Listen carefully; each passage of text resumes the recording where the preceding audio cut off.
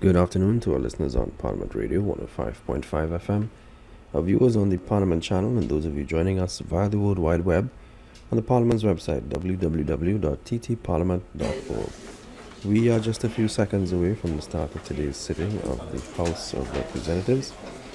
Expected to be debated today is a motion to approve the draft of the Elections and Boundaries Commission order. I'll take you over to the chamber. The Honourable, the Speaker. We welcome you to the 24th sitting of the House in the first session of the 11th Parliament that takes place on Friday, May 13th, 2016.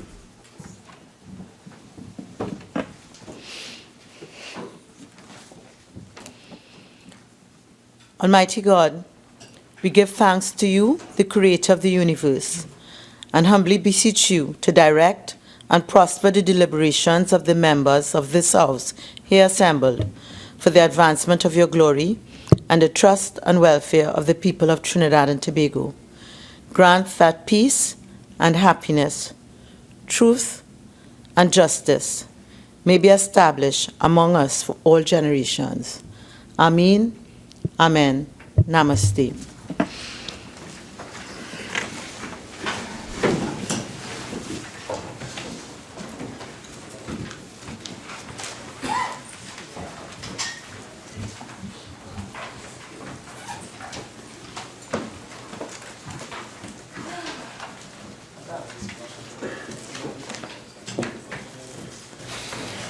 Oath or affirmation, announcements by the Speaker.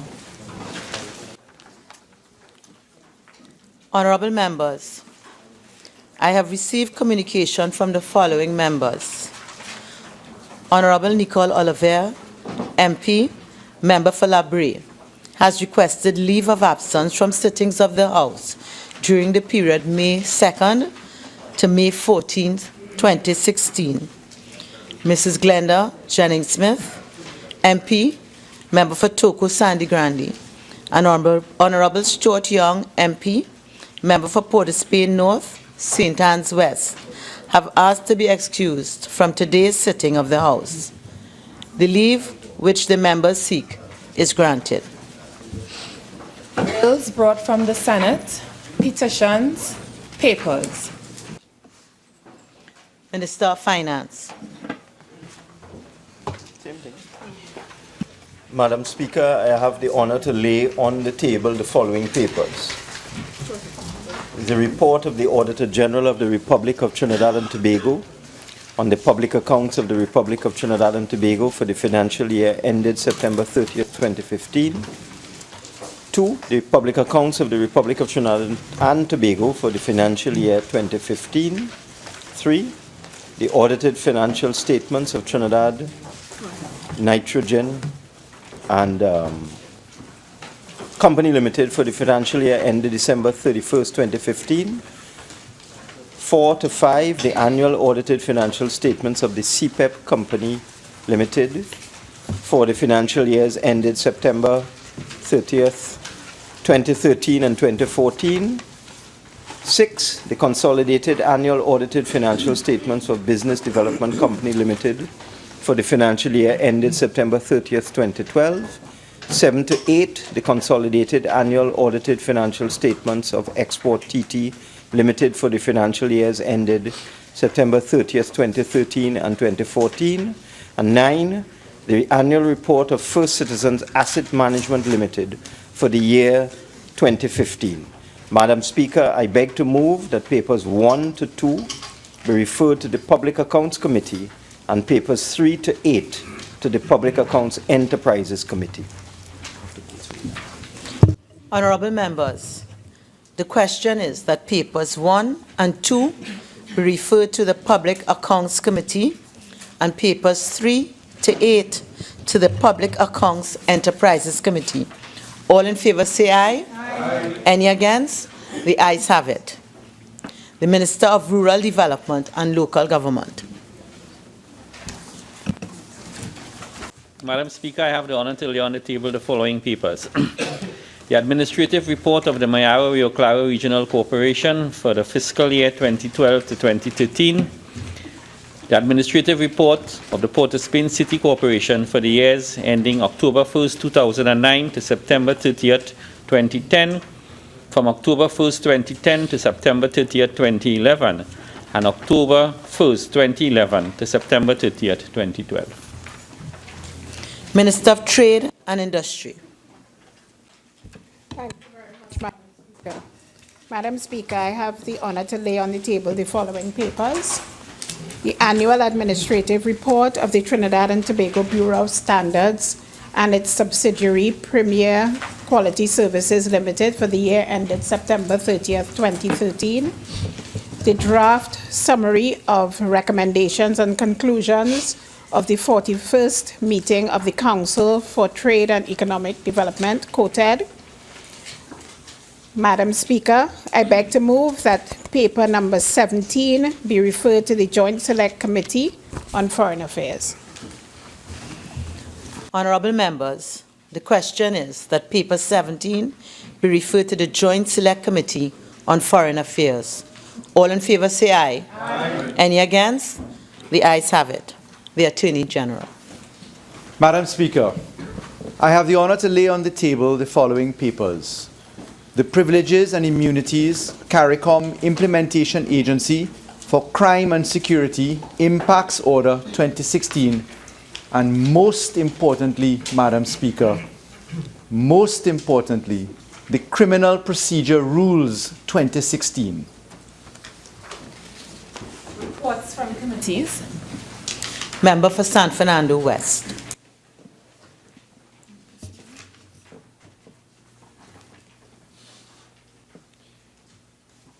Madam Speaker, I wish to present the following reports.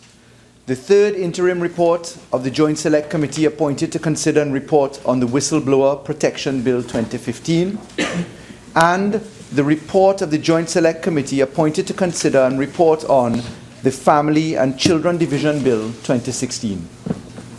Prime Minister's questions, urgent questions. Member for Oropuch East. Thank you very much, Madam Speaker. To the Honourable Minister of Rural Development and Local Government, could the Minister indicate the steps his ministry intends to take to resolve the impending crisis over the ownership and use of land at the cremation site Shore of Peace, Shanti, Tiram, at Mosquito Creek, Oropuch? Minister of Rural Development and Local Government. Thank you very much, Madam Speaker. Madam Speaker, as is publicly known, the Shore of Peace is the premium cremation site in Trinidad. Approximately 4 to 5 cremation takes place there every day. There is no crisis with regards to the ownership of the land. The land is owned by the Pautap family. And this story started in June 16, 1970, when Ms. Sumintra Pautap granted permission to the then United Hindu Organization for use of a parcel of land to establish a site for cremation by the pyre method.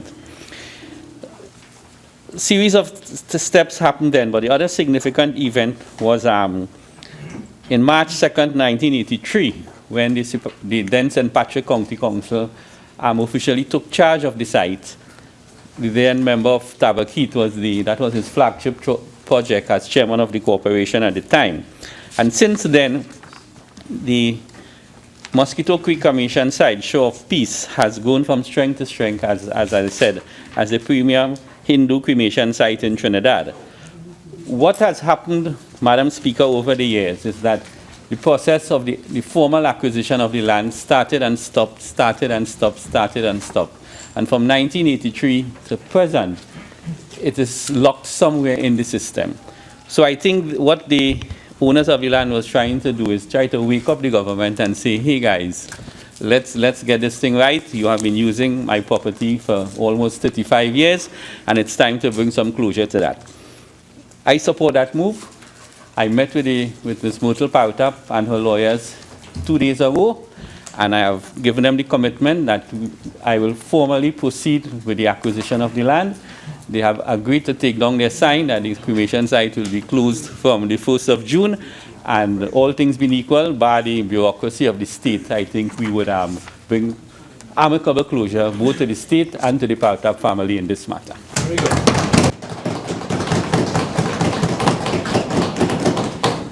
Member for Princess Town. Madam Speaker, through you to the Honourable Minister of National Security, having regard to the staff shortages which have affected the work of the Child Protection Unit, would the Minister please indicate what specific actions have been taken to address the shortage of personnel at the Child Protection Unit? National Security. Thank you very much, Madam Speaker. Madam Speaker, Cabinet approved the establishment of the Child Protection Unit of the Trinidad and Tobago Police Service with effect from the 1st of March 2016, with an establishment of 169 police officers and 11 civilian business support officers. At present, there are 102 police officers assigned to the unit and 1 civilian business support staff. The police administration is at this time assigning additional officers to fill the shortages of the 67 police officers and making arrangements to recruit the additional civilian support staff. The full complement of the Trinidad and Tobago Police Service personnel is expected by the end of June 2016, Madam Speaker. Member for Princess Town. Madam Speaker, through you to the Honourable Minister. Minister, can you indicate whether or not you or your office have been directly in touch with the Commissioner of Police and the members of the Child Protection Unit with respect to these plans? Minister of National Security.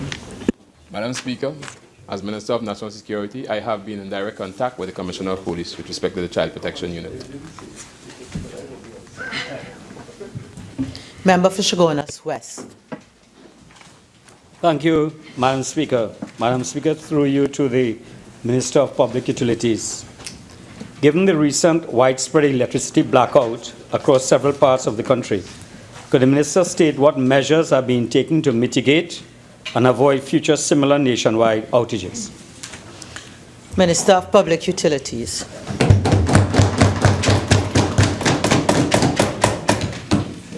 Madam Speaker, at approximately 10:07 a.m. on Wednesday, 11th of May 2016, the TGU plant at Labray tripped, causing major power outages in Trinidad and Tobago, as the undersea cable to Tobago failed as well. TNTEC immediately requested all available machines from Trinity Power Plant, as well as power gen at Point Lisas, to be started and brought in service.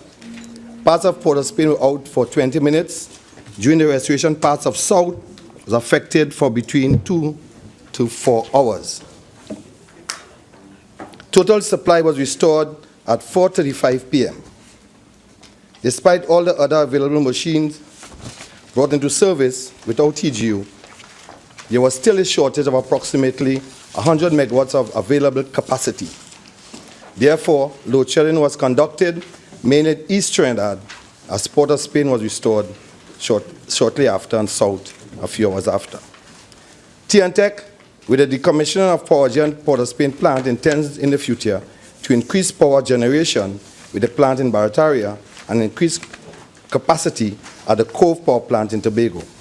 These increases will be done on a phased basis to spread the cost over an extended period of time.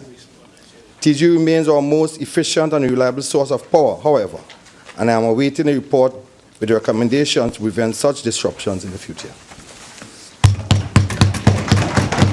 Member for Chaguanas West. Thank you, Madam Speaker. The Honourable Minister indicated that there is a plant in TNTEC intends to increase the power supply from the plant in Barataria. Is there a plant in Barataria?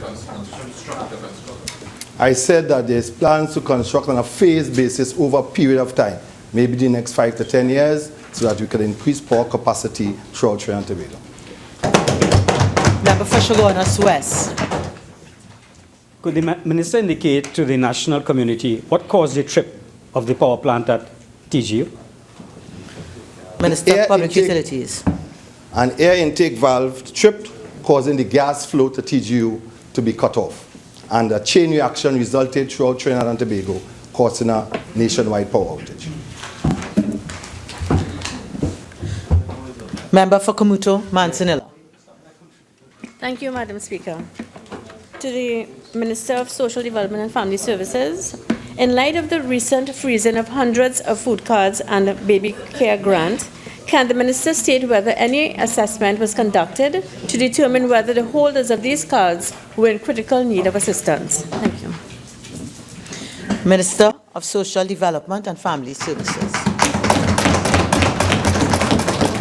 Thank you, Madam Speaker. Madam Speaker, the baby care grant was an initiative of the previous administration that was introduced for 1 year. It therefore came to its natural conclusion in September 2015 and was not frozen by this administration. The ministry, in keeping with its responsibility to ensure that food cards are only provided to the poor and vulnerable in our society, conducts periodic reviews. One such review was underway earlier this year, and all persons who were in receipt of food cards and had not had an assessment done were invited into the ministry. Approximately 13,000 persons did not come into the ministry to have those assessments conducted, and as a result, an interim hold was placed on their cards. Madam Speaker, the ministry could not have conducted any assessment to determine whether those persons were in critical need of assistance because they failed to come in to have the review done. Member for Kamuto, Mansinela. Could the Honourable Minister state whether their field officers were sent out to establish the conditions of these persons who have not been able to come in if they were incapacitated in any way? Madam Speaker, the ministry would have visited the last known address of each recipient. We would have sought to contact them via the telephone contacts on file, and we would have also placed advertisement in the print and electronic media. Despite all of these actions, the persons failed to come into the ministry, so the assessments could not have been conducted. Kamuto, Mansinela. Can the Honourable Minister then state, in light of the fact that the ministry, according to what you have stated, have taken all the steps, what is the procedure now for persons who have had their cards suspended and would like to come into the ministry? What is the process, please? Minister of Social Development and Family Services. The recipients simply have to come into any one of the ministry's offices. We would have indicated all the necessary documents that they are required to walk with, and the assessments would be conducted. Questions on notice, questions for oral answer. Member for Shogun. Sorry. Thank you very much. Madam Speaker, I'd like to indicate that questions number 94 and 95 will not be answered today, and we're asking... 95 and 96. Sorry, 95 and 96, yes, will not be answered today, and we're asking for a 2-week deferral, please. The deferral is granted. Thank you, Madam.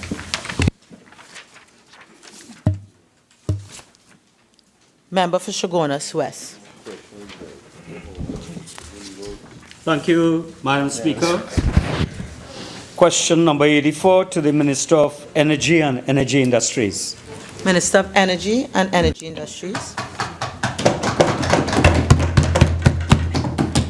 Madam Speaker, income received from the National Gas Company of Trinidad and Tobago, NGC, and its subsidiaries for the period September 2015 to date is as follows.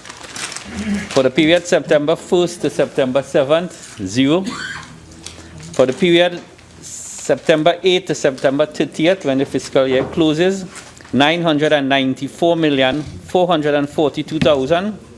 For the period October 1st to April 25th, which is the last day of this study, is $3,941,223,238, of which $1,514,177 and $173,238 was special dividends from the Phoenix Park IPO.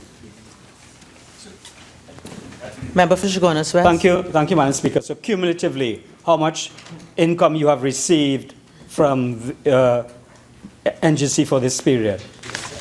Cumulative, no, but I will do the honors. $4,792,000 4,792,818,000. Member for Tabaquite. Member for Shogunas West. I know I might be placing the minister in an invidious position, given that he is not the substantive minister of energy, but could you give us an indication of how much projected income you are expected to get from NGC for the rest of this fiscal year? Member for Shogunas West. Member for Shogunas West, I would not allow that as a supplemental question. 4 billion. That's what you're asking for. Member for Tabaquite. Madam Speaker, question number 85 to the Minister of Works and Transport. Minister of Works and Transport. Thank you, Madam Speaker. In accordance with the Civil Service Regulations, Chapter 2301, the Personnel Department under Section 14(1)(c) is responsible for providing and establishing procedures for consultation and negotiation between the Personnel Department and an appropriate recognized association or associations in respect of 1. The classification of officers, 2. Any grievances, 3. Remuneration, and 4. The terms and conditions of employment. Further to this, the provisions under Section 19 of the Act state as follows. Where the Personnel Department and the appropriate recognized association reach agreement on any of the matters specified in Section 14 after consultation and negotiation in accordance with Section 17 and 18, the agreement shall be recorded in writing and shall be signed by the Chief Personnel Officer on behalf of the Ministry of Finance and by the person designated by the appropriate recognized association on behalf of the association. 2. Any agreement recorded and signed in accordance with subsection 1 shall be binding upon the government and the civil servants to whom the agreement relates. The summary of the wage negotiation process for staff of the National Helicopter Services Limited for the period 2013 to 2016 is as follows.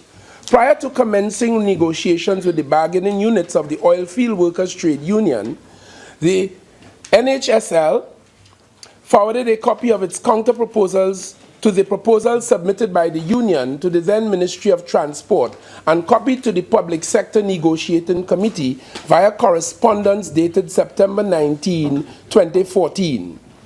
Discussions between the NHSL and the OWTU began on October 15, 2014. By correspondence dated August 25, 2015, the Personnel Department, Office of the Chief Personnel Officer, outlined the guidelines for the negotiations regarding the revised collective bargaining agreement for the staff of the NHSL. The guidelines mandated a general increase in wages of no more than 9%, in addition to cash upgrades of $250, $500, and $1,000 for the various categories of staff. A settlement position between the two parties was eventually arrived at on November 11, 2015. The settlement adhered to the guidelines provided by the Personnel Department and in particular the Chief Personnel Officer. The details of the settlement are as follows. A 9% salary increase spread over 3 years distributed as 3% in year 1, 3% in year 2, and 3% in year 3. A movement into the salary range of all staff equivalent to a 5% dollar value. It should be noted that the approach NHSL used resulted in a wage settlement below the limits set via the approved guidelines from the Personnel Department. The wage negotiation process for the period 2013 to 2016 between the NHSL and the OWTU effectively commenced in September 2014 and ended in November 2015. The NHSL submitted the required information to the relevant authorities to facilitate the conduct of wage negotiations and arrived at an amicable settlement with the union. In addition, adherence to the guidelines, which was provided by the Personnel Department, who is empowered to act on behalf of the Ministry of Finance in respect of remuneration and terms and conditions of employment for civil servants, was maintained. In view of the aforementioned, The current Minister of Works and Transport was not required to play a role in the negotiation process among the NHSL, the OWTU, and the Personnel Department. And as such, the question of the Minister's support for the 14% wage increase is not applicable. Furthermore, the Minister is not desirous of usurping the legitimate authority or role of any of the parties involved in the conduct of wage negotiations. Thank you warmly, Madam Speaker. Member for Tabaquite. Madam Speaker, I'd like to know from the Honourable Minister whether in the 9% he quoted as the increase, whether the $250, $500 and $1,000 increases in salaries were included in the calculation of that 9%, or whether those are in addition to the 9%. As I indicated earlier, maybe it escaped the member. The guidelines mandated for a general increase in wages of no more than 9% in addition to cash upgrades of $250, $500 and $1,000 for the various categories of staff. Member for Tabaquite. Madam Speaker, I'd then like to ask the Honourable Minister whether this 9% is the new norm by which settlements will be made with respect to wage negotiations, and topping that off will also be wage increases like has been described in the case of NCHL, whether a new norm is being established. Minister of Works and Transport. Madam Speaker, I made it abundantly clear in response to my friend's question that this minister plays no role in that. Whatever the outcome of these negotiations, we live with. Member for Tabaquite. Minister then saying that the government has no control whatsoever with respect to wage negotiations and the setting of policies with respect to wage negotiation in a time of economic downturn. Minister of Works and Transport. This question does not... I suggest, Madam Speaker, that the member file a separate question and you'll receive an appropriate answer in due course. Member for Chaguanas West. Thank you, Madam Speaker. Question number 86 to the Minister of Education. Minister of Education. Madam Speaker, this project is approximately 95% complete. It has experienced some delays due to the following. 1. Obtaining a certificate of environmental clearance from the Environmental Management Agency to commence work on site. 2. Receipt of final power connection to conduct commissioning exercises. And 3, receipt of approval for the designs from the Ministry of Works and the Transport. Madam Speaker, the site is scheduled to be handed over to COSTAT by the end of July 2016. It is expected that this facility will be truly operational with staff and students for the new academic year commencing September 2016. Thank you very much, Madam Speaker. Honourable Minister, in view of the comments and in fact that you have this advanced stage of completion, 95%, can you tell us, I'm hoping I'm still on the track with it, that you did indicate that for the new academic year you're going to start, which we expect will be September. Will you be in a position to tell us how many classes you will have there? Minister of Education. Madam Speaker, at this point, I'm unable to provide answer to that question. Member for Chaguanas West. Thank you, Madam Speaker. Madam Speaker, to the Honourable Minister of Education. Yesterday I had a brief glimpse of the facility. Does the Minister plan to tour that facility anytime soon? Minister of Education. Madam Speaker, my timetable of activities will depend on instructions from my Prime Minister. Thank you very much. Members.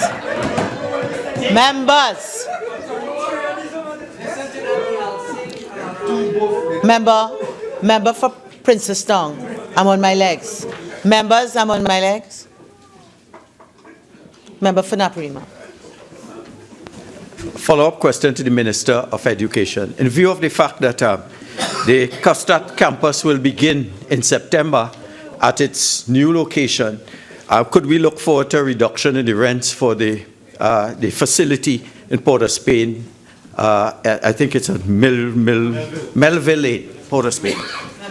That as a supplemental question. Member for Chaguanas West. Thank you, Madam Speaker. Question number 87 to the Minister of Public Utilities. Minister of Public Utilities.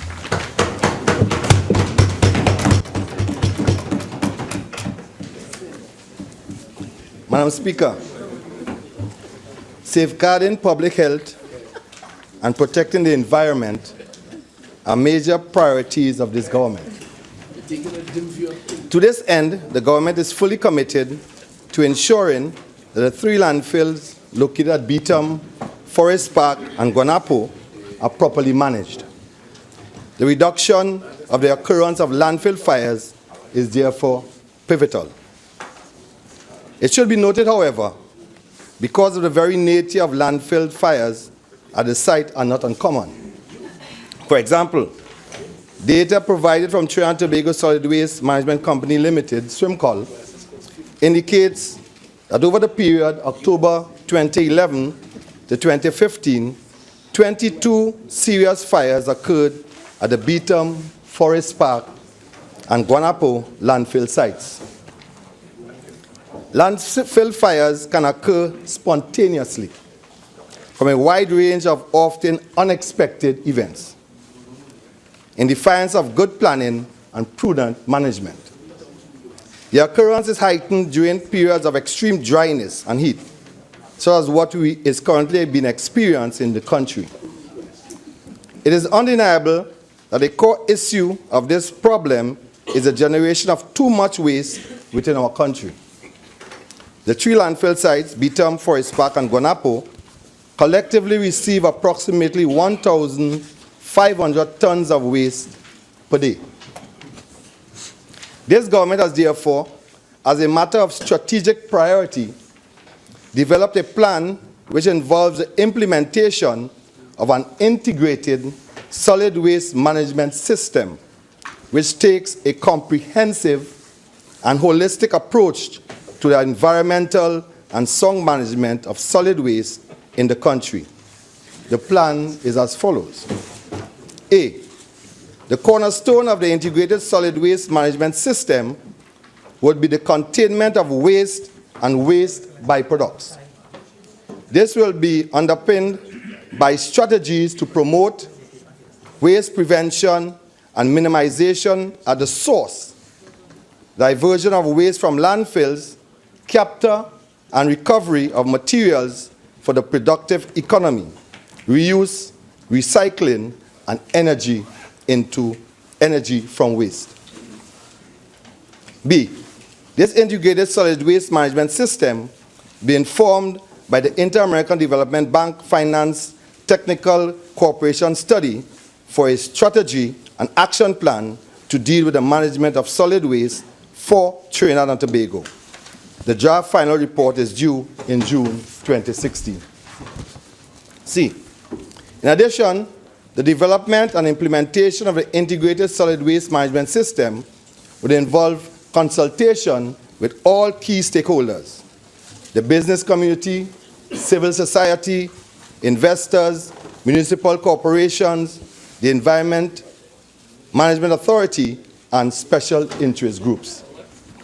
D, there is intention to upgrade the facilities for waste that require special handling, transportation, and disposal requirements.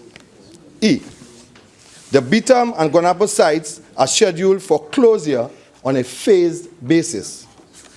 During closure, both sites would be rehabilitated and would involve construction of gas vents, leachate collection and treatment systems, as well as landscaping. The closure of the sites is scheduled to commence next fiscal year. F, it is proposed that a waste-to-energy plant be constructed, such as incineration and material recovery facilities on the closed section of the landfill sites. G, the Forest Park landfill would be upgraded and converted to a fully engineered sanitary landfill according to international standards. H, the policy, legislative, institutional, and regulatory framework for waste management will be appropriately strengthened to drive a strong resource recovery agenda and stringent enforcement of all relevant laws and regulations. I, education enforcement will be key elements of the strategy to bring about a change in the culture and psyche of the population, which will be required to implement the integrated solid waste management system. In this regard, an education program will be developed to sensitize, inform, and educate the public on sustainable waste management practices such as waste prevention, minimization, reuse, recycling, source separation, and special waste. Thank you, Madam Speaker. Member for Couva North. Madam Speaker, Minister, in your explanation, within there, is there any plan by your government to construct a recycling plant? And if so, how soon? Minister of Public Utilities. There is no immediate plan to establish a recycling plant as part of the entire waste management system. This will be looked at in terms of the waste management. But there are no immediate plans for the construction of a recycling plant. Member for Tabaquite. Thank you, Madam Speaker. Mr. In your presentation, you said that the Forest Park dump will be upgraded according to international standards. Are you aware, Minister, or have you considered that in that area there are several villages where people have been affected very seriously, including a school, with many illnesses during the several fires, to the point where there are now suspected cases of cancer in that community? Member, could you just limit the preamble to the questions in future? Sure. Member for Minister of Public Utilities. Yes, the Forest Park would be looked at, and according to international standards, the site would be reconstructed, taking into consideration the community surrounding the site. Member for Tabaquite. Minister, you also said that the Beetham site will be closed in the new fiscal year. Are you then going to dump the waste from the Beetham site to Forest Park, or are you creating a greater burden? How are you going to dispose of the garbage at Beetham? Minister of Public Utilities. The Beetham site would be closed on a phased basis, so it will not occur in the next fiscal year. So on a phased basis, there will be garbage to be discarded. Is that going to be sent to the Forest Park dump? Minister of Public Utilities. Again, the Beetham site will be closed on a phased basis. The point in time when garbage will be sent to the Forest Park will be part of that phased basis.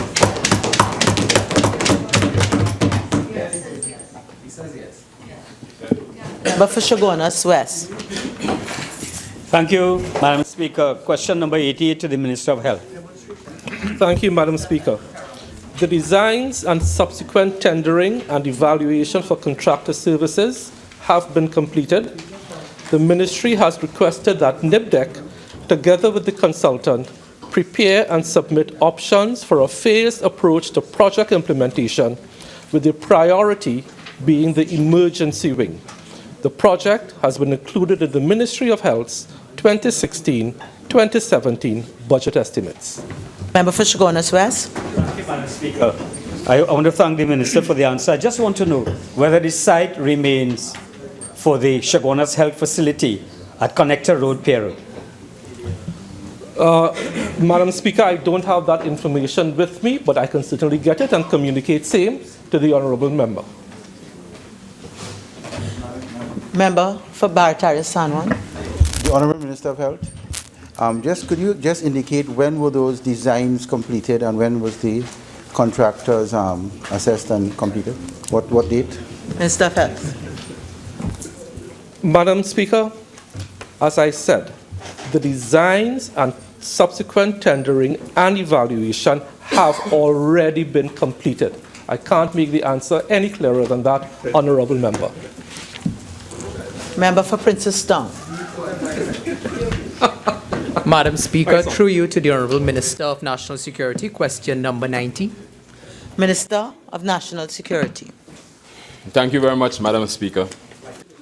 Honourable members are advised that pursuant to Clause 3A of the Commissioner and Deputy Commissioner of Police Selection Process, Order 2015, the Minister of National Security, by letter dated the 16th of February 2016, submitted a formal request to the Police Service Commission to undertake the necessary steps to initiate the process for the appointment of the officers of Commissioner of Police and Deputy Commissioner of Police. The Police Service Commission has not made any request to contract an appropriate local firm to conduct the recruitment process for the appointment of a Commissioner of Police. The Police Service Commission has advised that it is in the process of finalizing the request for proposals. This request for proposals will be considered at a statutory meeting, which is scheduled for Thursday, the 19th of May, 2016, Madam Speaker. Member for Oropuch West.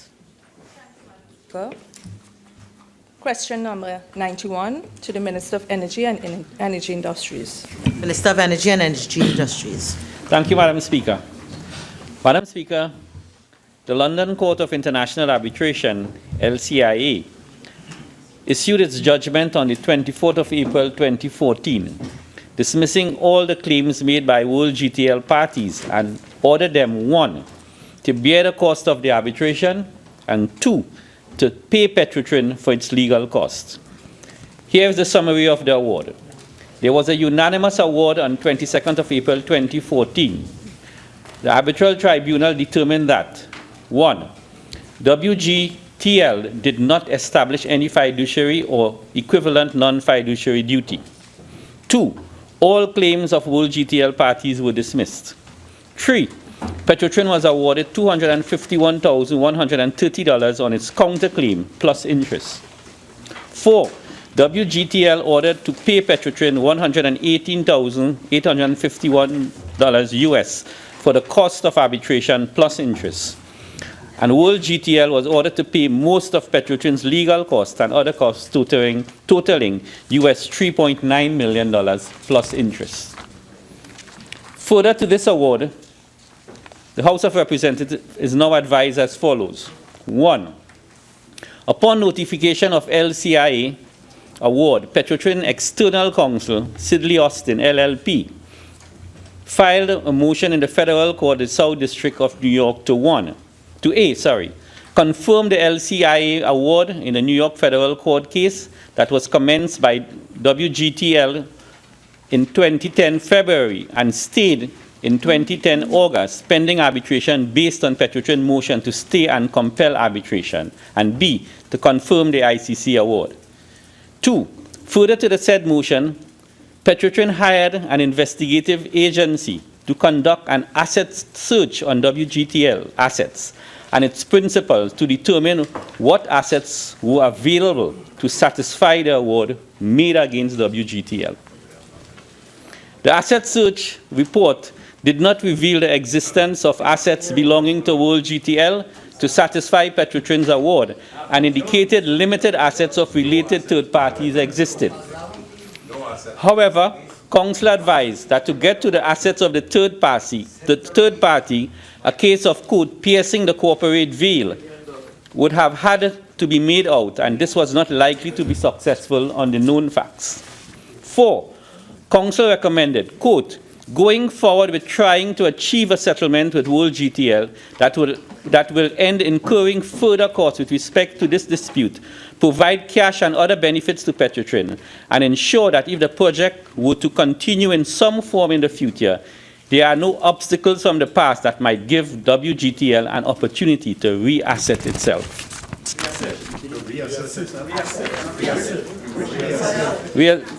To reasset, to bring back assets onto its plate. I know what I'm reading, sir. Yeah. I am answering the question, not you. 5, Petrotrin's then board approved a settlement with World GTL on 2015 January 7th.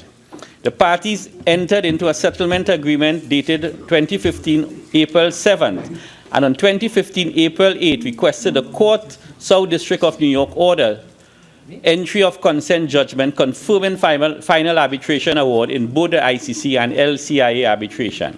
And finally, Madam Speaker, pursuant to the settlement agreement, Petrotrin has received payment of $2 million from World GTL and documents executed by World GTL transferring its share in World GTL Trinidad, its right in the World GTL patent, and extinguishing and or transferring all of its contractual rights to Petrotrin. For Oropuch West. Further to your response, were there any reasons given as to why the veil of incorporation could not be lifted? Well, from my understanding, that was the advice of counsel, the New York counsel. And in these international arbitration, we have to be advised by our international counsel because we hire them for that. Okay, so we have to take the advice of the council. Member for Oropuch West. Thank you, Madam Speaker. Question 92 to the Minister of Energy and Energy Industries. Minister of Energy and Energy Industries. Madam Speaker, in reply to question 92, the gas to liquid project involving World GTL Incorporated had a total investment of $2.59 billion. The plant is currently in receivership and has not been commissioned. The receiver is currently finalizing arrangement for the sale of assets. Legacy of Malcolm Jones. Faisabad. Legacy. Thank you, Madam Speaker. Through you, Madam Speaker, question number 93 to the Minister of Health. Minister of Health. Thank you, Madam Speaker. The answer to Part A is 2,110, and the answer to Part B is 1,621. Member for Faisabad. Member for Faisabad. Thank you, Madam Speaker. Through you, Madam Speaker, question number 94 to the Minister of Health. Minister of Health. Thank you, Madam Speaker. The answer to Part A is 553. The answer to Part B is 538. And the answer to Part C is 538. Member for Shogunas East. Thank you, Madam Speaker. Will the Honourable Minister be kind enough to tell us disaggregated by campuses, since it's the University of the West Indies Faculty of Medical Sciences? Speaker, I think that is another question which was not asked, so I'll be happy to respond at a future time if he asks it.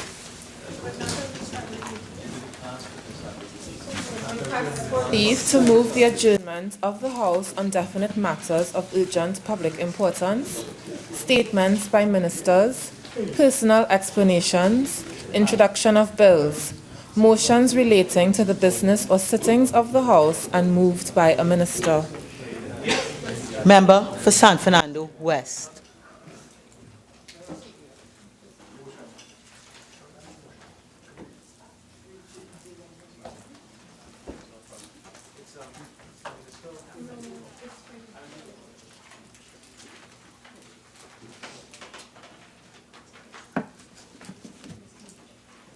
Apologies, Madam Speaker.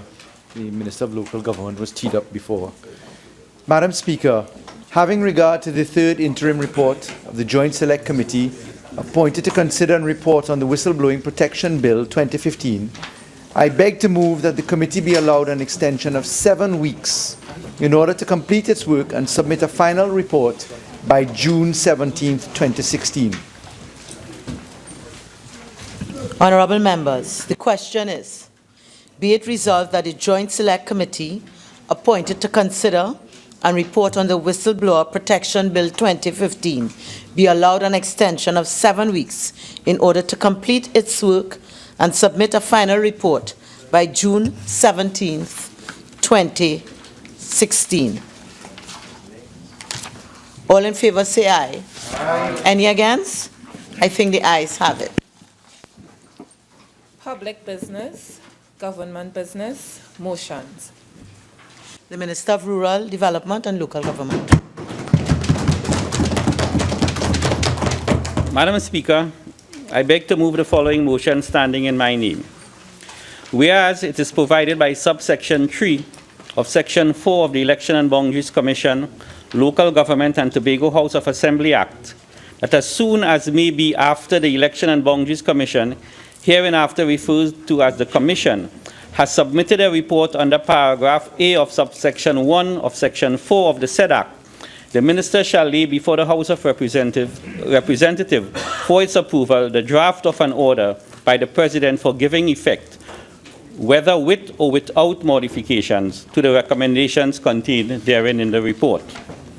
And whereas the Commission has submitted a report to the Minister in accordance with the provisions of paragraph A of subsection 1, section 4, and whereas the draft of an order entitled The Elections and Boundaries Commission, Local Government and Tobago House of Assembly Order 2016, given effect to the recommendations of the Commission, was laid before the House of Representatives on 11th day of March 2016. Be it resolved that the draft Election and Boundaries Commission Local Government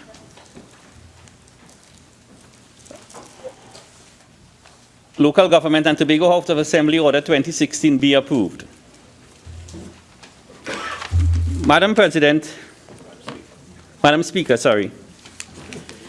It is with a great sense of pride and honor that I present to this House for its adoption the 8th report of the EBC under the Municipal Corporation Act 1990 and the EBC Local Government Act Chapter 2550 for the purpose of local government elections. Madam President, before I get into the core of my presentation, I want to take this opportunity to compliment the hard work and the independent work in particular of the Election and Boundaries Commission. I will be brave enough to say here today that this is one institution created by the Constitution that has worked extremely well in the interest of the people of Trinidad and Tobago. The EBC, founded in the 1976 Republican Constitution, Part 4, Chapter 4, was formed from the amalgamation of two entities, the Boundaries Commission and the Elections Commission. Madam Speaker, since its inception and its predecessor institutions, the Election and Boundaries Commission has successfully conducted 15 general elections, starting in 1956 and the last one in 2015. During that period, it has successfully concluded and supervised and administered 16 local government elections. And finally, over its tenure, it has successfully implemented and supervised and administered 9 Tobago House of Assembly elections, starting in 1980, and the last one being in 2013. Madam Speaker, all these elections were free and fair and free from fear. They have demonstrated without a shadow of a doubt that they are independent and based on foreign intervention, in most cases with observer entities coming from CARICOM and sometimes the Commonwealth, and even the OAS, I think, once came here. The EBC has always performed creditably, and there has absolutely nobody over that period has been able to point a single finger at the independence of the Election and Boundaries Commission. Madam Speaker, it is also the convention of the Parliament, of this Parliament, I want to make this point, and also the convention of the Cabinet, that we do not make major or if any amendments to an EBC report. They are debated and accepted in their current form. I am sure that this precedent will be continued today during the course of this debate.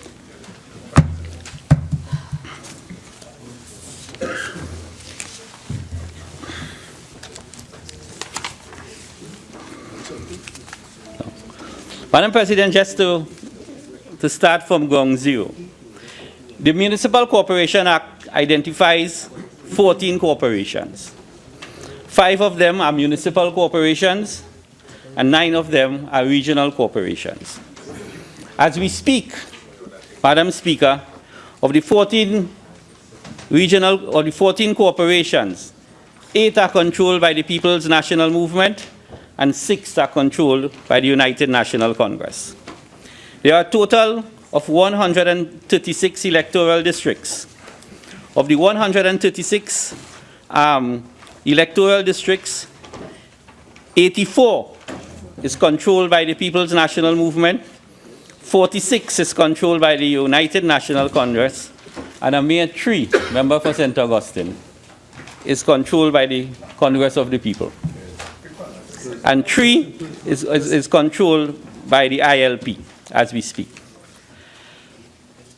Also to note, Madam Speaker, is the fact that the number of electoral districts in the municipal corporations is fixed by law. So that means the city of Port of Spain, the city of San Fernando, the boroughs of Arima, the borough of Point Fortin, and the borough of Chaguanas, the number of electoral districts in these municipal corporations is fixed by law. Port of Spain is 12, San Fernando is 9, Arima is 7, Point Fortin is 6, and Chaguanas is 8.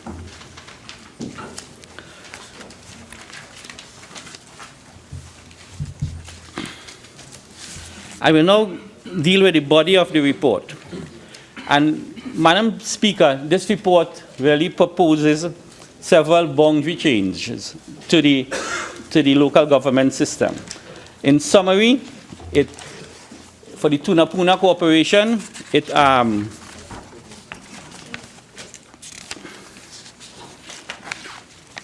the alterations to the boundaries in 9 electoral districts. There are changes to the name in 3 electoral districts and the creation of a brand new electoral district called Carapo. With regards to Penal Debe, alterations to 4 electoral districts, and in Arima, alteration to 4 electoral districts. I'll just briefly go through the rules that govern these changes. First and foremost, Madam Speaker, rule number 2 determines the number of electoral districts in a regional electoral area in Trinidad and Tobago. How this is done? You begin with 4 basic electoral districts. Then you take the number of electors in the entire district. You divide it by 15,000, and the number you get, you add it to 4. If it is a number like 3.2, you assume it to be 4. So as an example, to illustrate this rule, Mayaro Rio Claro can be used as an example. It begins with 4 basic electoral districts. The total electorate amounts to 28,834. So you take 28,834 divided by 15,000, you get 1.92. That rounds off to 2, so Mayaro will have 6 electoral districts. Member for Mayaro. And I'll just quote the case of Tunapuna. Tunapuna, you start with 4 basic electoral districts. Tunapuna has a total electorate of 169,066. You divide that by 15,000, and the answer is 11.27. That rounds off to 12. 12 and 4, 16. Tunapuna now has 15 electoral districts, and that is the basis in which a new one was added. The other major rule that governs this EBC report is Rule 1, which states, inter alia, that shall the number of electors in one electoral district of an electoral area exceed or be less than the number of electors of any other electoral district of that area by more than 25%, the boundaries will have to be adjusted. And this occurred in the case of Arima and Penal Debe and also Tunapuna.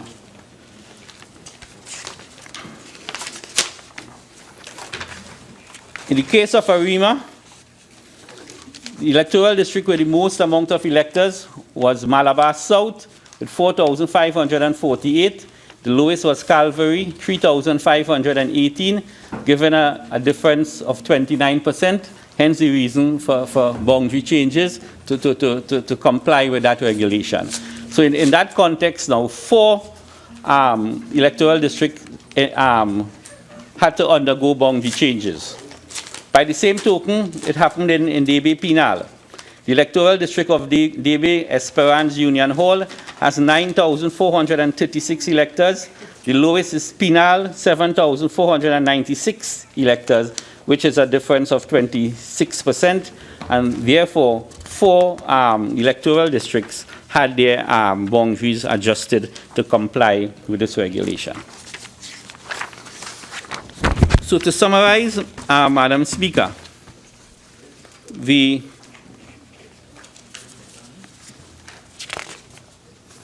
summarize this part, the recommendations are as follows, coming out of this EBC report. Changes in the boundaries of 4 electoral districts in the electoral area and 1 municipal corporation, that is Arima. 9 electoral districts in the electoral area of the regional corporation of Tunapuna, Piaku. 4 districts in the electoral area of the regional corporation of Penal, and changes in the name of 3 electoral districts in the electoral area of the regional corporation of Tunapuna, Piaku. And just for the records, I want to give the name change to the Tunapuna Corporation. The creation of a new electoral district called Carapo, and the following 3 electoral district has gone through a name change. The electoral district of 5 Rivers, Lupino, has now been renamed 5 Rivers.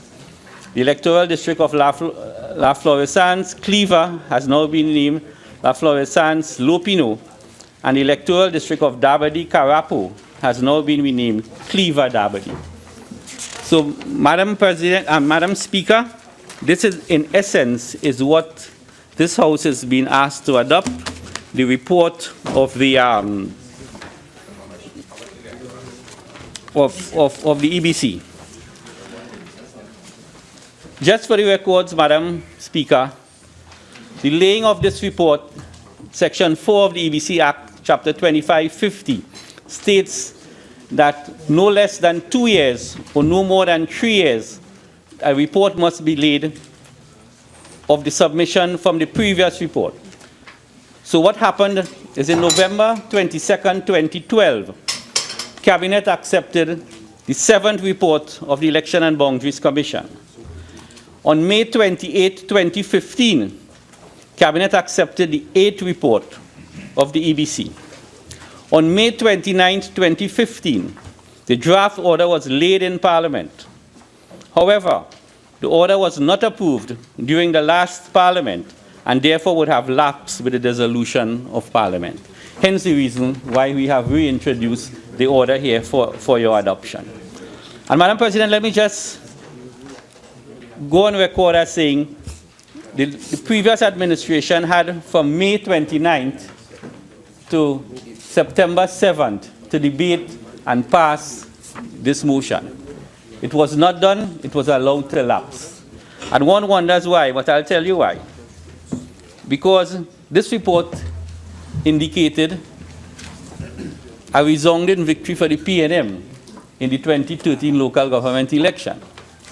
And probably they felt it inopportune at the time to debate a report that was indicating a tremendous victory for the People's National Movement just 3 months before the general election. Wow. But Madam Speaker, that didn't save them because they still went ahead and lost the general election of 2015. Failure. Collapse. So, Madam President and Madam Speaker, I have sort of summarized the contents of a very comprehensive document here before this Parliament. I will hope that members study it in detail because, as you all know, another local government election is on the horizon. And permit me, Madam Speaker, now to deal with one aspect of local government that I have been championing on behalf of this administration over the last several months, which is our local government reform agenda. Madam Speaker, during the 2015 election campaign, the People's National Movement revealed this document to the people of Trinidad and Tobago. One of the best prepared manifesto in the history of party politics in Trinidad and Tobago. I wouldn't tell this House, this is a party secret, but I wouldn't say who was the major author of this document, but by now you all will know. But Madam President, one of the major policy positions of this administration was we campaigned in the election on two platforms of serious policy shifts. One was the creation of a Ministry of Rural Development, that we would swing the balance back to more balanced spatial development across Trinidad and Tobago. And secondly, was significant and fundamental local government reform. Yes. And Madam Speaker, let me just rewind the tape from the beginning. It is in 1845 that Lord Harris, then governor of Trinidad actually, not Tobago, institute a system of counties and wards in Trinidad, way back in 1845. In 1945, the county council system was implemented. And since 1945, the only fundamental change that occurred in terms of local government in Trinidad was the 1990 Municipal Corporation Act, which was in fact an NAR initiative. However, having said that, one of the issues with the Municipal Corporation Act, there was a time, everybody know what the schedule, for those of us, I would say us who are old enough. Local government was the county council system. And the county council had certain responsibilities. Minor roads and drains, some aspects of public health, cemeteries, recreation grounds, some aspects of building approvals. But by and large, when the Municipal Corporation Act was incorporated, while there was significant boundary changes where the counties were now put into the context of regional corporation, the schedule of responsibilities that was transferred from the county councils to the municipal corporation remained by and large the same. This time around, we intend to keep, in a general sense, the 14 regional corporations. But what we plan to do is fundamentally change the system of service delivery and the areas of responsibility that will now be assigned to local government corporations. Because, Madam Speaker, as we speak, one of the greatest challenges facing this country is service delivery. Service delivery is at the core of our inertia in Trinidad and Tobago. And it has absolutely nothing to do with how much money you spend. Check successive budget.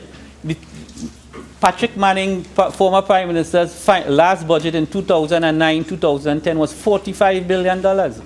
It was ramped up over the UNC administration from 2010 to 2015 to well over $60 billion spent per annum.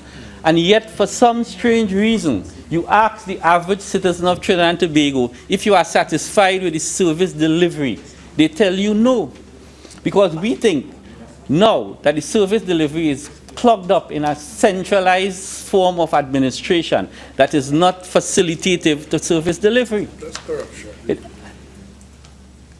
And we cannot keep pumping money in a flawed system and expect it to deliver the results that we need. So, because of that principle and that policy of the People's National Movement, We conducted 14 consultations throughout Trinidad and Tobago, one each in each corporation. I want to go on record of this Parliament to say that probably that was one of the most successful form of consultation that has ever happened in Trinidad and Tobago. And it cost a mere $2 million. Oh my God. Madam Speaker, $2 million for 14 national consultations held throughout the length and breadth of Trinidad in every single corporation. And I want to also say, I want to compliment both the P&M corporations and the UNC corporation, because the consultation was extremely well received at all the corporations, because everybody who is involved in local government seemed to have bought into this process. How did they spend 20 million? And Madam Speaker, I just want to indicate that in those 14 consultations, the comment that caught my attention and to me summarized the whole process in a very succinct and clear way was held at the Princetown consultation at the Princetown Regional Corporation. Good? It was held at the Princetown Corporation consultation, and the quotation comes from one former member of Parliament for Princetown, Mr. Subhash Pandey. And he said, all previous local government reform focused on decentralization. This one rightfully focused on devolution. And to me, that has capsuled the essence of what these consultations are about. And strange enough, as time passes, people get more matured and they get greater wisdom. And this wisdom comes from one Mr. Subhash Pandey, a former UNC member of Parliament for Princetown.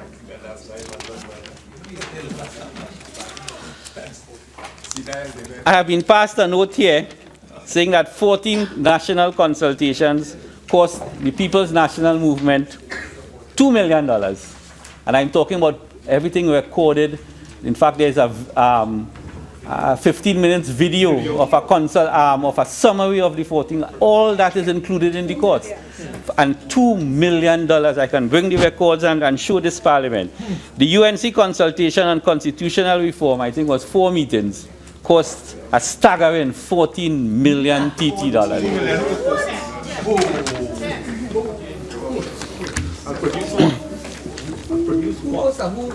Madam President, Madam Speaker, I will now deal very quickly with the specific areas that we plan to reform. First and foremost, most fundamental, we will be allowing the regional corporation to collect, retain and spend land and building and property taxes within their jurisdiction. So this is an extremely fundamental change in terms of the financial management of the country. Trinidad and Tobago's accounts and finance is governed by the Exchequer and Audit Act. The Exchequer and Audit Act approves one account. There's only one account to the government of Trinidad and Tobago. It's called the consolidated account. Here we are making fundamental legislative change, allowing 14 corporations to collect municipal taxes, to collect property taxes, keep it in their coffers, and spend it in the community where it was collected. That is fundamental change. We plan to give some form of executive authority to regional councils. As we speak, they are part-time and they have no executive authority. The only authority they have is at a council level to make policy and to approve projects. But they have no executive authority. And for those of you who have been involved in local government, some of my colleagues on this bench know there's always an issue between the council and the administration, because public servants know where their power lies. So they flaunt the idea that the councillors have no authority, no executive authority. We plan to institute a system not identical to the THA, but similar to the THA, where we will be appointing something like secretaries, that they will have an administration in each of the corporations. More fundamentally, the third point is we are going to significantly increase the areas of responsibility that will be assigned to regional corporation. School repairs. As we speak, no offense to the Minister of Education, the Minister of Education, for the first time since I know myself, that all schools opened on time with no repair spending was done under our current Minister of Education. But having said that, Madam Speaker, we don't think it's good governance for one state entity called the Education Facilities Limited to be in charge of 450 primary schools and 157 secondary schools. So if we devolve that authority to the level of the regional corporation, where they will be responsible for the school repairs for the schools within their jurisdiction, we think it's a better system of service delivery.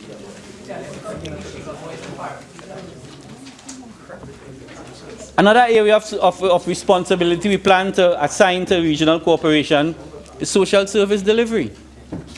Social service delivery, you heard the Minister of Social Development yesterday at the post-cabinet press conference. It is festered with inefficiency, incompetence, and to a large extent, possible corruption.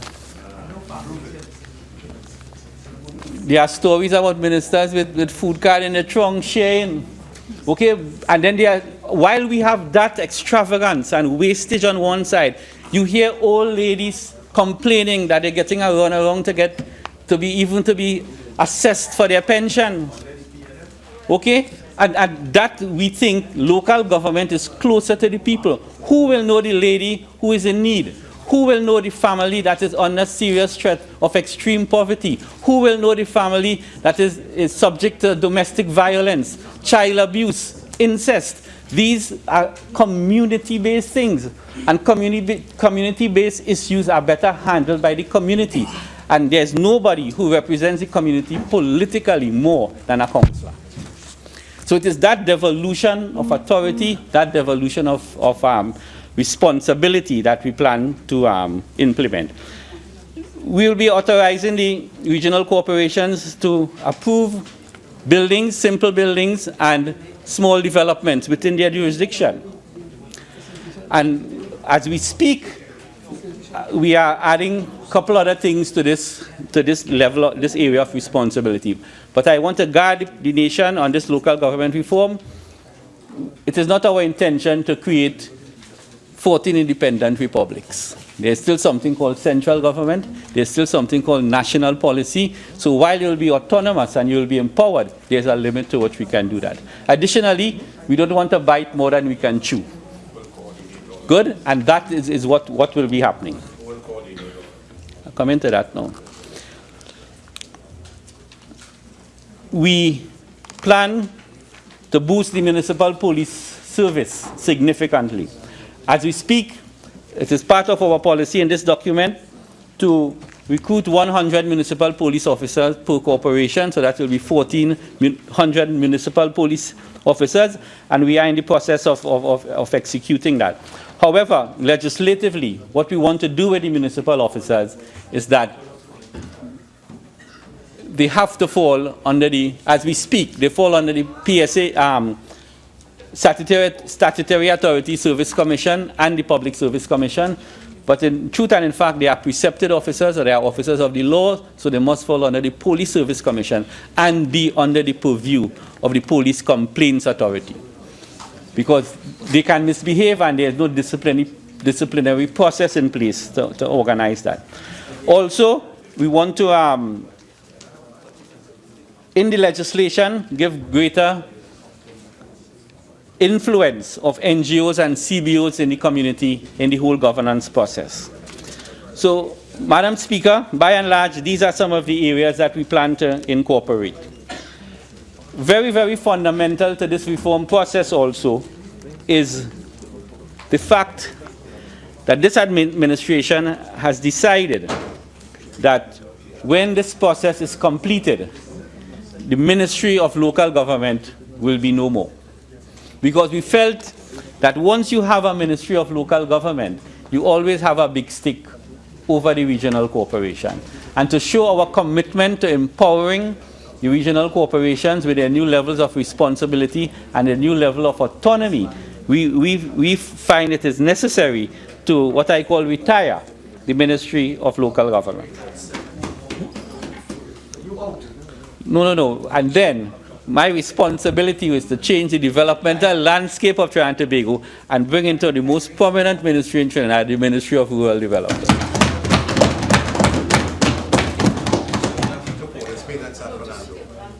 So let me say something now.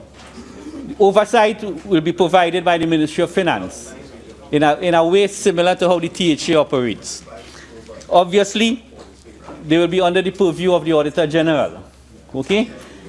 If the Central Accounting Office of the Parliament kicks in, the Parliament will have accounting oversight of the regional corporations in addition to the ministries. And finally, Madam Speaker, at the end of the day, this is a democracy, this is a political process.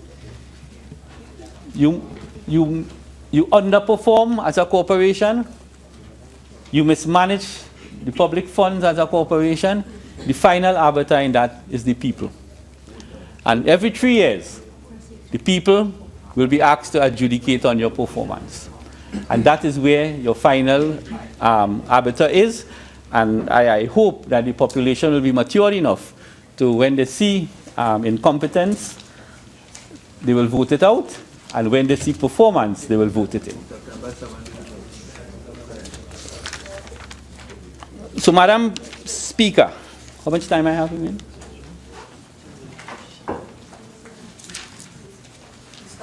$6.10. 3:00? 3:06:10. Okay, 50 pence. Madam Speaker, as the position we are in now, we've concluded the 14 consultation. We have our draft manifesto, which is the general guidelines of the policy.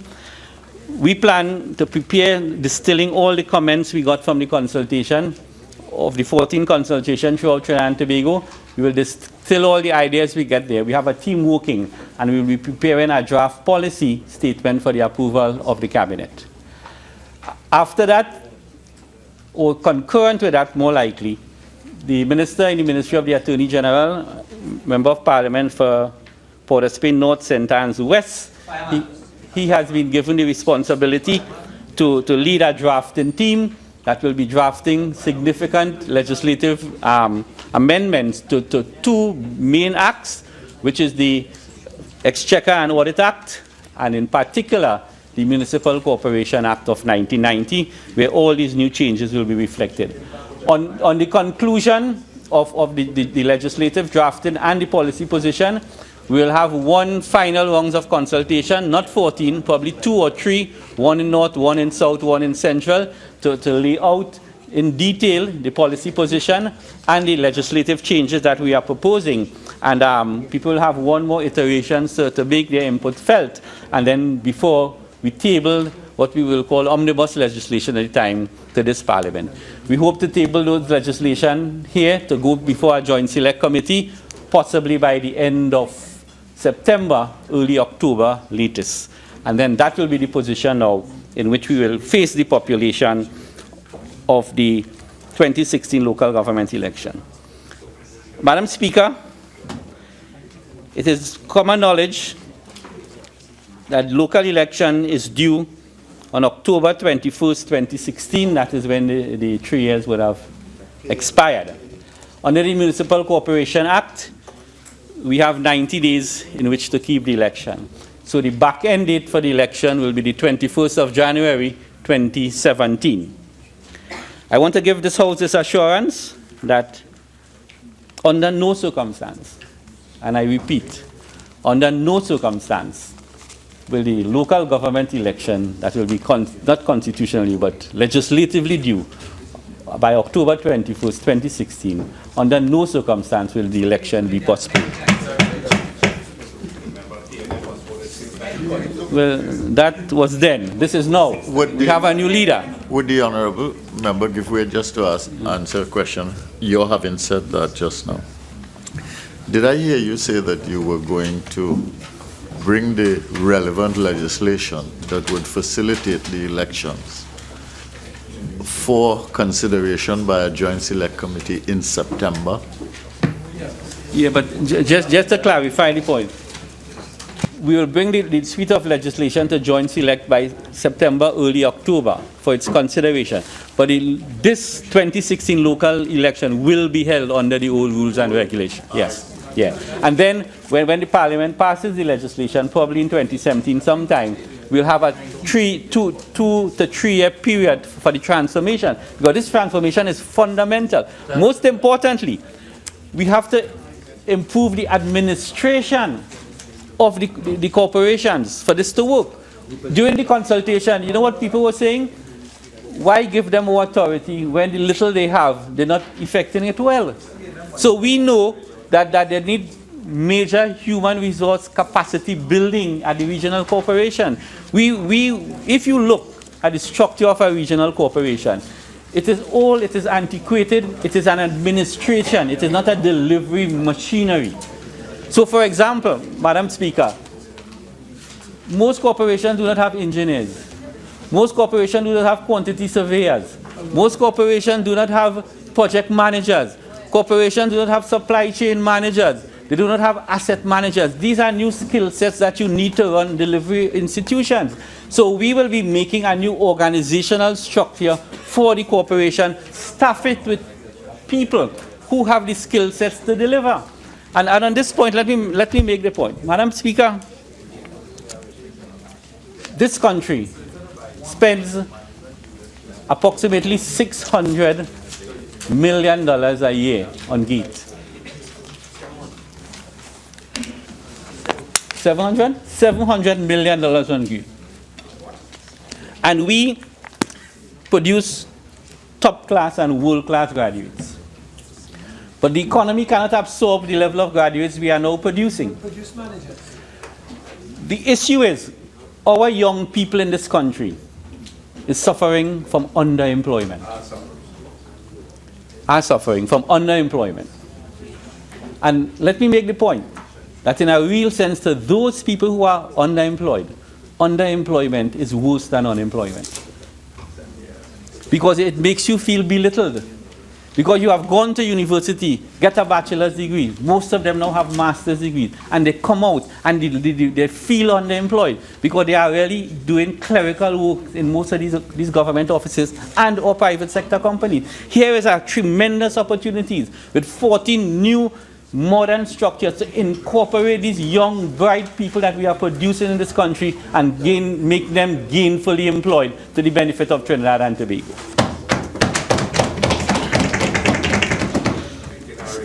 So having said that, I have outlined the basic contents of the CBC report, outlining the recommended boundary changes. I have outlined our reform agenda for local government, which is well on the way and it is progressing very smoothly. We are at a critical point now where we're drafting the policy document and hopefully starting the legislative drafting for tabling into this parliament around September or October. So, Madam Speaker, finally, we face a 2016 local government election. At the end of the day, it's still about politics. And I want to go on record as saying here that since the People's National Movement, which I am the proud chairman of, has elected Dr. Keith Rowley as our leader, we have won virtually every single election that we have fought. We started off by winning handsomely the 2013 THA elections. We went on to win handsomely the 2013 local government elections, 8 corporations to 6, 84 electoral districts to 43. We went on to win the St. Joseph by-election. We went on to win handsomely the 2015 general elections, so that today we sit on this side of the House. And I have absolutely no doubt, Madam Speaker, that come to the end of 2016, we will also win handsomely the 2016 local government election. With these words, Madam Speaker, I recommend the adoption of this EBC report, and I beg to move.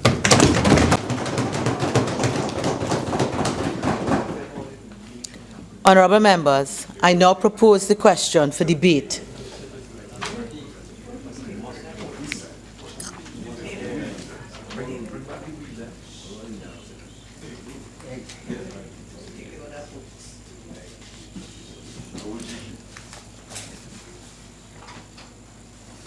Be it resolved that a draft of the Elections and Boundaries Commission, Local Government and Tobago House of Assembly Order 2016.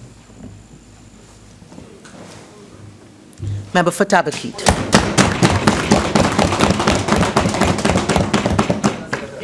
Thank you very much, Madam Speaker. Thank you very much. Madam Speaker, let me begin by congratulating the Minister for carrying out the consultations he's doing, and just to indicate that a lot of the ideas that he's proposed for the reform of local government are in sync with the thinking of the United National Congress and the People's Partnership. And in fact, Madam Speaker, I would refer to the Minister a document which we left at the Ministry when I exited office, called the Policy on Local Government Transformation and Modernization, Better Quality Services, Better Communities, and Stronger Councils. And in this document, the Minister will find a lot of agreement with several of the things that he has said. And in fact, in the appendix to this document, every single piece of legislation that had to be reviewed, as well as every change that had to be made to the Municipal Corporations Act 1990, and to amend it, had been made and detailed here for implementation. The minister made reference to some of the powers that were going to be given to local government, and indicated that local government will have the opportunity to pass simple plans and simple developments and housing plans and what have you. But just to note, in this document, which I refer to page 24, building on a philosophy of participatory planning and development, we said here that this will be a key feature of a new council. And within the framework of the new Planning and Facilitation of Development Bill, which was brought to the Parliament by Dr. Tiwari, local government bodies will be planning authorities in their own right, a one-stop agency for both planning and building approval for simple developments as defined. Just to say, it goes on to say, this arrangement will reduce bureaucratic red tape and eliminate the protracted application process and what have you. So that a lot of what the Minister is saying, we have gone through that, and we too held 15 consultations, and I can assure you, Minister, it was at a very low price also. It wasn't any excessive prices. The Minister made an interesting point about service delivery, and he's correct. This country is failing at all levels in terms of service delivery. And in times of recession and our need to attract more foreign investment and to get repetitive tourism, we are failing miserably in the area of tourism in particular. And the Tobago House of Assembly, as a local government authority in its own way, has to do something about service quality if it wants to set new standards and to attract new foreign exchange, a continuous flow of foreign exchange in that regard. But, Minister, service delivery is not only a function of a cloud system. It's not only a function of centralization. You're right on that point. But it is also a function of people, and whether people want to serve or not want to serve. We in this country have to stop defending poor quality service by talking about the past and colonialism and so on, and make an instantaneous leap and make a decision to serve people and to do it with a sense of duty and responsibility as part of our work ethics. And there has to be a revolution in work ethics in the country if in fact the problem is that we are using the wrong methods of hiring people in organizations. And whereas we look at people's degree and so on and so forth, while we use the word competencies, we have to shift the way we hire people, and we have to hire people for the right values. Do people have the right values when they come into the organization? It's difficult to train people in values. Therefore, you now have to recruit people to make sure they have the right values. And Minister, that is where we are going wrong. In the health service, we are going wrong there because people don't have the right values. We are going wrong in local government. We are going wrong in tourism. And that revolution, and that new paradigm, that new mental mindset has to take place if we are to move on. You made another point, Minister, with respect to collecting taxes and the ability of local government corporations to spend it. We are in agreement with that. But you're also going to agree that some regional corporations will not be able to collect the same amount of taxes as other regional corporations. And you'll have a sense of disequilibrium. Therefore, you run the risk of undermining your rural development goals, and which is, to create some kind of equalization in terms of the development trust. So that the goal, therefore, you want to be sure that you have a formula. Urban bias. Yeah. Reduce the urban bias, which is what the minister wants to do, which we all want to do. Because you have to reduce the urban bias, not only in terms of the urban bias, but in terms of ensuring that you move population to new centers, that you build new towns, and that you create new industries in the spaces that you have, geographic spaces you have outside of Port Spain, and make therefore for a higher quality living. Minister, one of the things I noted that you have not said in your local government consultations is the need to develop self-sustaining communities. And a whole development plan has to be put in place as to how you develop self-sustaining communities. Unless we get communities and leaders in these communities to take responsibility for the community and to let their ideas flourish in the development of their communities, we will not have the kind of future society that we envisage. A society where people are going to be very proud and where they are able to have to take care of community assets. That's the way I want to put it. Mr. You made the point about the Minister of Education opening schools on time. If he did so, congratulations, that's very good. But you didn't make the point as to how many schools immediately following the opening of schools remain closed. Very much within the next 2 weeks, children going home. Just in today's news, we are hearing about Aranguez and Barataria and the whole conflict that exists in there. So did we manipulate the system to show that a certain number of schools were in fact open and repaired, but a vast number were also not repaired? So therefore, your point is well taken in this sense, that the EFCL by itself cannot manage 498 or what schools. And therefore, giving the authority and devolution of power, whatever you want to call it, to the local government corporations is a good thing. But you must be prepared to give them the resources. Otherwise, we're going to end up the same way. You have to give them the resources to do it. With respect to another point you made about the police, the municipal police, I agree with you. The municipal police, wherever they are also running into conflict with the mayor's office or the chairman's office. And in fact, in some corporations, you do not know whether you can even give any instructions to the municipal police. And that is an anomaly that has to be dealt with and has to be dealt with fast. Because the municipal police, well constituted, can in fact play an important role in community policing and in increasing the security of the community. Mr. Minister, in that regard, I draw your attention to the fact that the only corporation that has a proper municipal police building with all the facilities is the Chaguanas Borough Corporation, which was built during my time. No other corporation. Mr. Minister, you talked recently in your presentation about the conditions under which workers work in the corporations. You're also right. You're perfectly right. The conditions are atrocious. When you go to Princestown, when you go to Laventil, corporations, the conditions are atrocious. Mr. Minister, I want to tell you that during my time as Minister of Local Government, we had designed buildings for Arima, for Diego Martin, for Princestown, and for Pinal. All those designs are completed. The tenders were done. I would like to hear from you, why is it that the buildings in Princestown have not started, the building in Pinal has not started? And Mr. Minister, I think Exactly. San Fernando should have a proper building. Make sure it doesn't be, when they build it, it doesn't become a problem like the Taruba Stadium, and that they really build it and finish it within the term. Otherwise, you'll have another Taruba Stadium on your hand, Member of Parliament for San Fernando West. But you need 14 proper administrative complexes in the country, just like the Chaguanas Borough Corporation.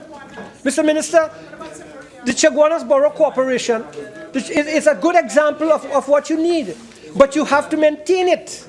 And right now, the funds to maintain that building are not being provided to the corporation. So you have some good ideas, and I'm saying to you that we share those ideas. We share your idea about executive councils and the need to put some power in the hands of the mayors and the chairman. And for the very reason you said, because today, the administrators can shut down the council by not carrying out the instructions. They can virtually shut it down. And they actually do that. And therefore, a lot cannot be done. I will tell you that when I was Minister of Local Government, there was a CEO at the Arima Borough Corporation who did not carry out many of the instructions of the then People's Partnership Control Arima Borough Corporation and brought that corporation and, the council members to their knees because of that particular CEO who did not do what he was supposed to do.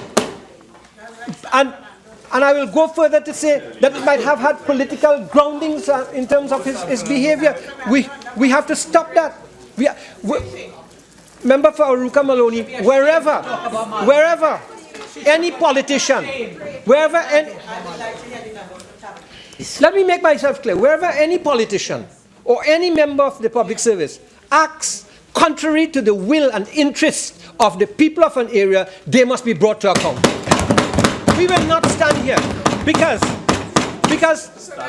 there are certain principles which we are going to enunciate as to how we go forward with our local government. And that one of those principles will be the principle of fairness and fair treatment for everyone. Fair treatment. And you will see, when we produce our manifesto, you will see us outlining our philosophy, and you'll see us outlining our principles by which we intend to govern in terms of local government and govern the country. Madam Speaker, as I prepared for this debate, I asked myself a very important question. Why is there still so much apathy with respect to local government? And the Minister answered why there is so much apathy. We are trying to reform local government to give people a more direct say in the affairs of their communities.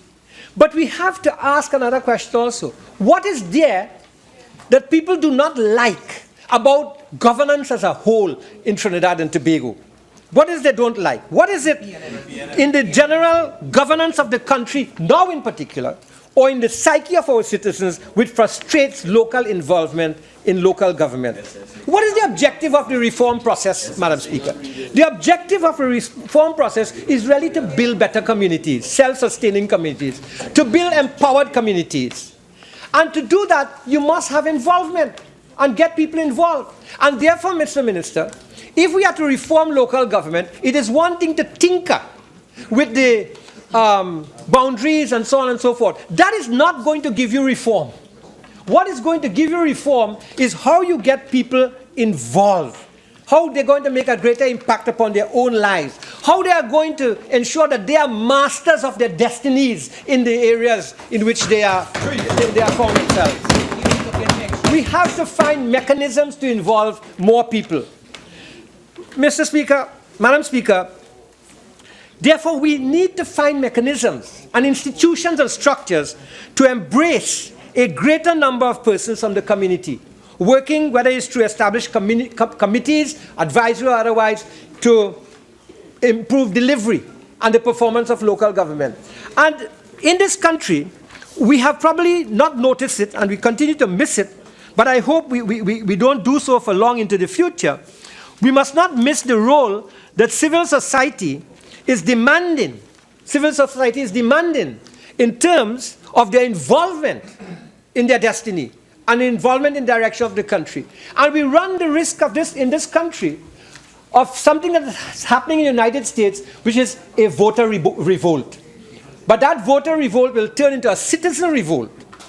in a different kind of way. And we need to ensure that we build structures, and we can start at local government in order to ensure that people are involved in decisions that affect them. And that is why a part of our philosophy of local government is participatory governance and direct citizen participation.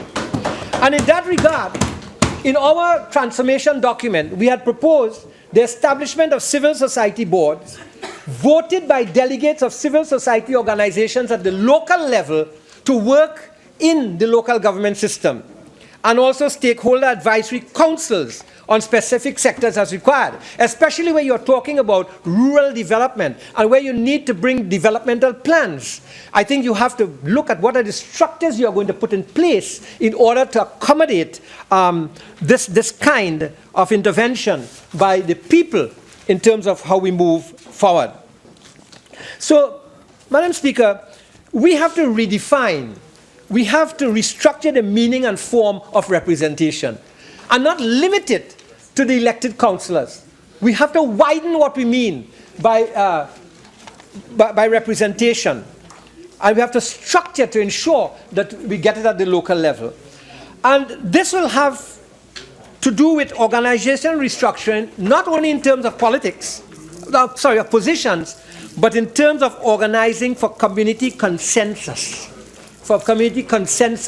and results. Therefore, you may have in each region to have the community councils, but also to have the community councils at each electoral district level, where you can have that wide involvement of people. You see, the COP had a good concept, which was the circle concept, to make sure you expand and to involve people. You see, Madam Speaker, you know, one of the problems we have with development in this country is alienation. And the only way you could remove alienation is not by legislation, but by active policies that promote inclusivity of people in what you do. That is what you have to do. And local government gives you one of the best opportunities to promote inclusivity. Local government. Madam Speaker, I tell you that because in 1983, I started as the chairman of the St. Patrick County Council in 1987. I was mayor of Chaguanas from 2003 to 2009. And then again, I was Minister of Local Government. Therefore, I've walked the platform from both sides. And I can tell you that if this country suffers in terms of development, you can manage a relationship between the local government authority and the central government. You can manage that. And you can have laws put in place that will protect local government and ensure, just like the Tobago House of Assembly gets its fair percentage, local government will get its fair percentage. And I hope that the minister in the legislation will make sure that the legislation contains provisions to ensure that local government is not underfunded and they get what is their due. Otherwise, the whole process fails. But beyond that, unless you have inclusivity, you are not going to have transformation. You're not going to have transformation. Madam Speaker, this debate comes on the heels of this ritual, I like to call it, Minister, of local government reform. As you're right, it's on the agenda for a very long time. And I want to credit Dr. Carson Charles of the NAR and the NAR in 1990 for the role he took and brought about the 1999 Act. You know, the 1990 Act is not a bad act. The Municipal Corporations Act of 1990 as amended is not a bad act. You know where we have gone wrong? We have gone wrong in terms of implementing the Act. And we have gone wrong in terms of carrying out the provisions of the Act. And the Minister is right. The Minister is right. When you do not have the quality of personnel that you should have at the local government authorities, even now, I have concerns with the quality of lawyers. I have concerns with the quality of engineers. I have concerns with the quality of medical persons and the quality of financial people who have been hired as professionals at the local government corporations, carrying out the functions that they're about to go. Some of them don't come to work. You can't find them. And therefore, it's a place sometimes of retirement for them. And Minister, you have to do something about it, because on this side, we stand for productivity. We stand for productivity in the interest of public accountability. We stand for accountability. And the wastage that you spoke about at local government is a wastage that we recognize, is a wastage that we try to deal with, and something has to be done, because people must not suffer as they have suffered because of the lack of productivity in the public service. It must come to an end, and we have a responsibility to speak about it, but more than that, to act, to do something about it. And I want to tell you, Minister, as Minister of Local Government, perhaps you have not heard the stories, but I tried to do something about it. When I left local government, I left a system in there in which a minister could have contacted any local government corporation using television. Could just sit in Port of Spain and speak to an entire local government corporation, cutting down the time it took to travel from Rio Claro to Port of Spain and what have you. You know, they never told the minister when he went into office that there was such a system in the corporation until I told him. Why they didn't tell him that? Why? Why did public servants hide that information from the minister? Why didn't they tell him then that there was a television production facility there until I had to tell him, and he went and looked for the equipment and found the equipment? Those things were done to transform local government and to reach people and to communicate with people and to save money and to deal with productivity. So we were dealing with these issues and we were not afraid to deal with them. When you govern with the soft issues in mind, but you govern with the hard issues also. And the merit of someone who's good at governance and good at leadership is how you deal with governing over the edge issues. And those edge issues are mainly people edge issues. And we must not be afraid to deal with the people edge issues when we govern in this country, because that's where we are failing as a society. And we need a lift. And somebody has to take the lift. And we on this side are prepared to take that lift and to lead this country. Lead this country. We want to say that local government gives you the opportunity to provide leadership of locality, which is a kind of leadership necessary in order to take this country forward. And that will be part of the platform on which we will build our transformation program for local government. Madam Speaker,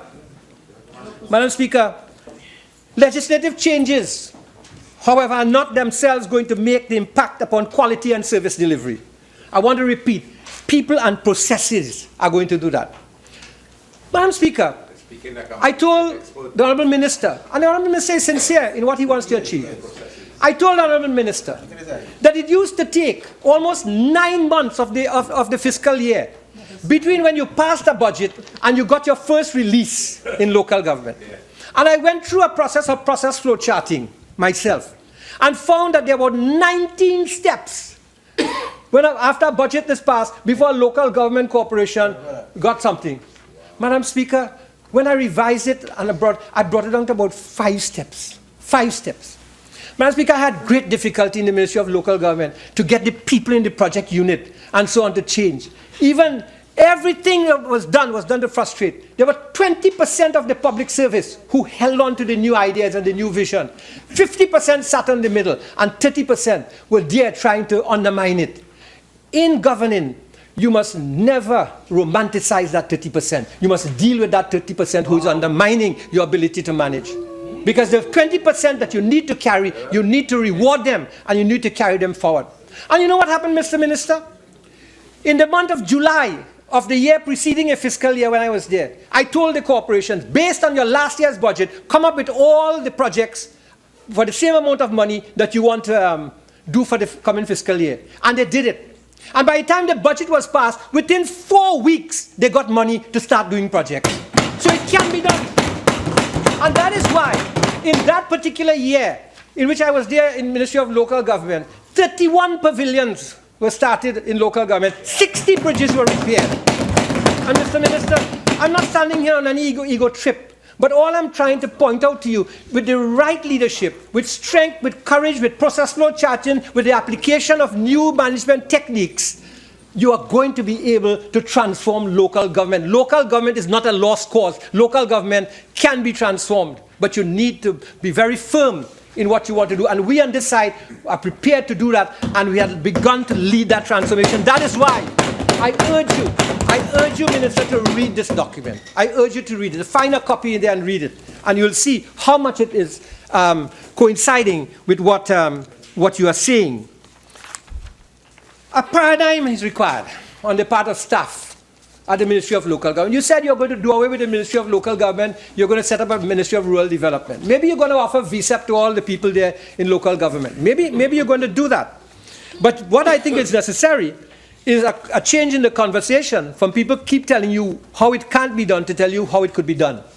And you have some good people in there still who will be able to tell you how it could be done. You see, our problem in this country is that we continue to speak and behave continuously as if we are perpetually in a developmental mode rather than speaking and behaving as a developed country with a first world mind.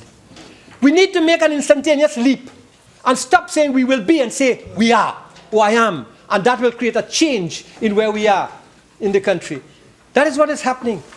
We continue speaking like we are developing. Somebody has to tell us what to do. We got to take the bull by the horn and do what we have to do. Otherwise, we'll never get there. What is required is new behaviors in the country. New behaviors. It should have started 5 years ago. Exactly. Madam Speaker, it started. Except that some people don't want to recognize it. But I'm not here on any political trip. The minister said that he wants so many elections. I want to tell him, if you don't warm the eggs enough, the eggs wouldn't hatch. So don't count the chickens before they hatch, Mr. Minister. Don't count the chickens before they hatch. Because I can tell you, a lot of the chickens who are sitting on the eggs now, they are running away and they're leaving the eggs cold. And look out, you might find that you are there as a leader, but you don't have followers very soon. And local government might show up some of that. And people mustn't thief the fowl either. Mr.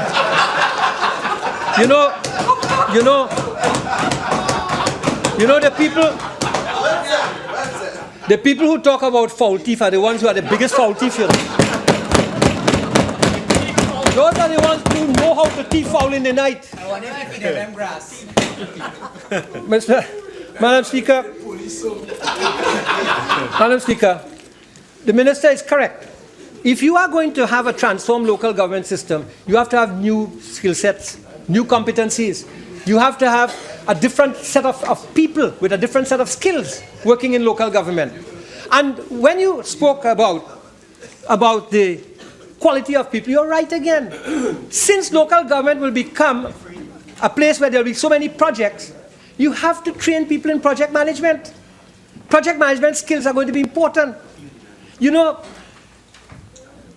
right now, the quality of supervision is the worst in local government. And that is why you have so many problems. So many problems.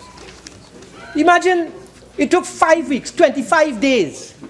The Minister of Works and Transport should find out this. Why it took 25 days in Gasparillo to build 50 feet of pavement within the last month and a half? You should know. Well, during my time, that never used to happen. But if you want to sit in the waterfront and not in your office, then that will happen all of us.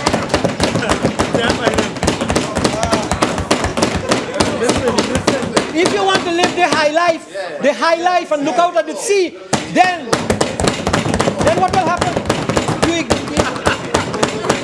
Sit down now. No. They can't find you. No. You're missing. Too buff and you went back. Too buff. Madam Speaker. One buff. Madam Speaker, what you need in local government, or what you will need, are not performance appraisals. Performance appraisal is after the fact, and everybody gets satisfactory in local government. What you need are performance managers. What you need is a performance managers, people who manage performance. You see, we are using the term human resource management in the public service, but we are still only involved in personnel management. Human resource management is a far different thing to personnel management. I heard my colleague for Caroni East saying how you're going to motivate the workers. He's right. That is part of human resource management. What kind of leadership are we going to provide that will inspire people and motivate people to want to deliver, to want to build their communities? That is going to be the challenge. That is going to be the challenge. So you have to attract a higher level of people. I am not saying that you don't want the grassroots in local government. You made a good point. Who knows people better than the local government people? Local government people can help members of parliament if you know how to work with your local government persons. All politics is local. Yeah, but you have to attract a higher level of people. But you know, it is interesting to me what the University of the West Indies is doing to train people for local government. I want to ask categorically, the head of the department there, Mr. Vishnu Raghunath, what have you done as head of a department to develop a proper program in the university for local government? Because when I was there in the ministry, I had meetings with him and others and revamped the degree program in local government, and I've seen nothing come out of it. And this is why sometimes I wonder whether universities is operating on one level and the society is operating at a different level. Because if you produce people who are useful to the society and the building of the society. So I asked him that today. I want to ask the Lockjack School of Business, to whom the ministry was paying $60,000 to write case studies on the successful corporations and to bring back that to teach leadership in local government. What has happened to those case studies? Lovell will answer. What has happened to those case studies? I really asked Mr. Minister, because I was doing some things that involve the transformation of people. People. Hey, a lot of people watching. Madam Speaker, I am of the view, as I said earlier, that we need executive chairmen and mayors. But we are not going to achieve that with the kind of salaries we are paying to mayors and so on. Correct. We're not going to achieve it. You know, people beat up on local government people. But let me tell you something. Local government people have a traveling allowance, but they don't have any taxes off their cars. And yet they are the ones whose vehicles act like ambulances in the dead of the night to take people to the hospitals. In Port of Spain, the mayor gets $20,890. In San Fernando, he gets $18,280. So Port of Spain more important than San Fernando. It gets worse. Chaguanas, which has more people than Port of Spain and a bigger geographic area, he gets $17,040. Arima gets $15,670, and Point 14 gets $15,670. And the chairman of corporations, like Couva Tabaquite, which is one of the biggest corporations, about 10 times the size of any Port of Spain, gets $15,670. How do you expect to attract people full-time to work? And the Salaries Review Commission, report after report, year after year, they continue not to recognize the contribution of local government. Initial 30 minutes have expired. You're entitled to 15 more minutes. Yes, madam. You may proceed.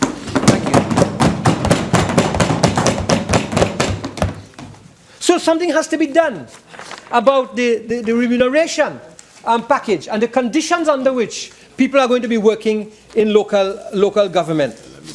Madam Speaker, I want to make a suggestion here today to the Minister for him to consider when he deals with the legislation, that we have an ombudsman in the country, but you have so many matters at local government that needs to be resolved. And therefore you have to have some kind of municipal dispute resolution process or committees, a municipal dispute resolution committee in each one of the regions that will deal with disputes between the citizen and the corporation. I want to also suggest that if that doesn't work, you move to a higher level, which are set up in this country, municipal corporation courts, municipal courts. There are examples of municipal courts in other parts of the world. And in fact, you can look at the Boulder, Colorado Municipal Court as an example to see how that operates and how successful it has been. So the municipal court, I think, is a very novel idea, but I think it's something that is going to be of some effect. Madam Speaker, I'd like to also point out that I agree about the local taxes, but I really want in a significant way to find out from the Minister exactly how you're going to develop the formula. Is it going to be like a THA formula? Because I've already alluded to the disparity that will result in the collection of taxes and so on. And we'll have to find a way to really deal with the matter of funding. There are some other matters that I think are important, Mr. Minister, in terms of local government, which we should talk about in terms of the transformation. This Parliament, for example, reformed the standing orders of the Parliament, and to good effect. To good effect. The Parliament of Trinidad and Tobago recognized the need to amend the standing orders. And I was very happy when I learned, for example, that when the private motion I piloted here was passed, that will then be sent to cabinet, and that there will be a process to make sure that it's implemented and what have you and so on. But what are we going to do at local government? What are we going to do at local government with the same thing? I tried to find out, well, you showed today 35 years a matter has not been concluded with the cremation site. I asked Mr. Leo Dudnat, the chairman of Superior Regional Corporation, to give me some examples of delays in motions. And here is one. Avocat Recreation Ground. Acquisition ongoing. Ministry informed that they are presently awaiting valuation report and Solicitor General report if deed submitted 22nd of April 2004. 13 years and you can't acquire that ground in Avocat. 13 years. And there are hundreds of matters like that. Corporations pass their motions and so on. We'll have to reform the standing orders. We have to bring accountability, and the accountability not only in the local government corporation, but the ministries. How? Sorry? Yeah, it's part of land. I was born in the village, so I know, I play cricket on it. But it takes years for a plan to be passed. So, and the thing is, there is no recourse. There is no recourse. No recourse whatsoever. And the people suffer. The people suffer. We have also the matter of health and the environment. Health and the environment. We had litter wardens. The litter wardens have gone home. The litter wardens have gone home. Where are the litter wardens, Mr. Minister? What's going to happen to the litter wardens? Mr. Minister, the litter wardens are important. Even when we did not have, and let me tell you, that those 143 litter wardens were trained during our time, you know. We brought those 143 litter wardens on board, trained them for a period of 3 months before they went out there. But even before that, we had a system of litter wardens in Chaguanas. And I want to show you the impact of litter wardens. Between August 2007 and June 30th, 2008, 463 derelict vehicles were found in Chaguanas, and 285 were investigated and removed, almost one a day. Litter removal orders served 172. Number of persons complying 127, and number refusing to comply 15. And the cleanup orders served in that same period, 363, 257 complied, 44 refused to comply. However, when they refused to comply, and this is what I'm talking about, strong management, we didn't think about politics and who was a big businessman and so on. The number of persons convicted in court during that period was 17, with 9 cases pending, and new cases being processed were 14. And in fact, we had issued warrants for the arrest of 3 people who failed to appear in court for litter warden offenses. I was not afraid to do my job. And when you are in government, you must never be afraid to do your job. You have to do your job. People will dislike you, but the majority of people in this country will like you for doing your job as you have to do it. Madam Speaker. So what has happened to the litter wardens? What has happened to the litter wardens? That is important. You have also, we train public health officers. We gave 50 scholarships while we were in government. 50 scholarships. And we train public health officers. But today, Mr. Minister, the public health officers, they claim that they do not have the powers to do what they have to do in the corporations. So they go out and they visit, but they do not have legislative power, legal power. And therefore you have to look at it to find out why is it that they do not have the kind of power that they need to have. I am very happy that the Minister of Health raised the fine from $500 to $3,500 with respect to lots. You know, I used to do a different thing too.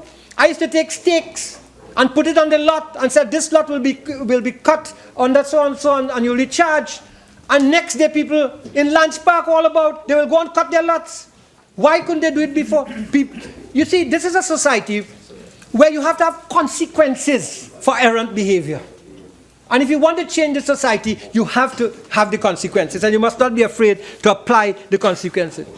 Mr. Minister, you want change in local government. You are talking about transport, and you're talking about reorganizing towns and so on. Right there in Chaguanas, I'll give you an example. Because the Minister of Finance talked about incentives to build car parks and what have you. 12,000 square feet of land is standing next to the Chaguanas market. The Chaguanas market has to be removed.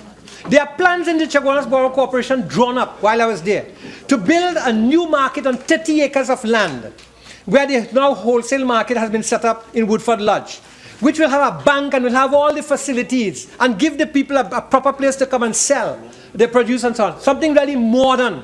If you really want to modernize local government, because markets will remain under local government, modernize it. But you need a car park.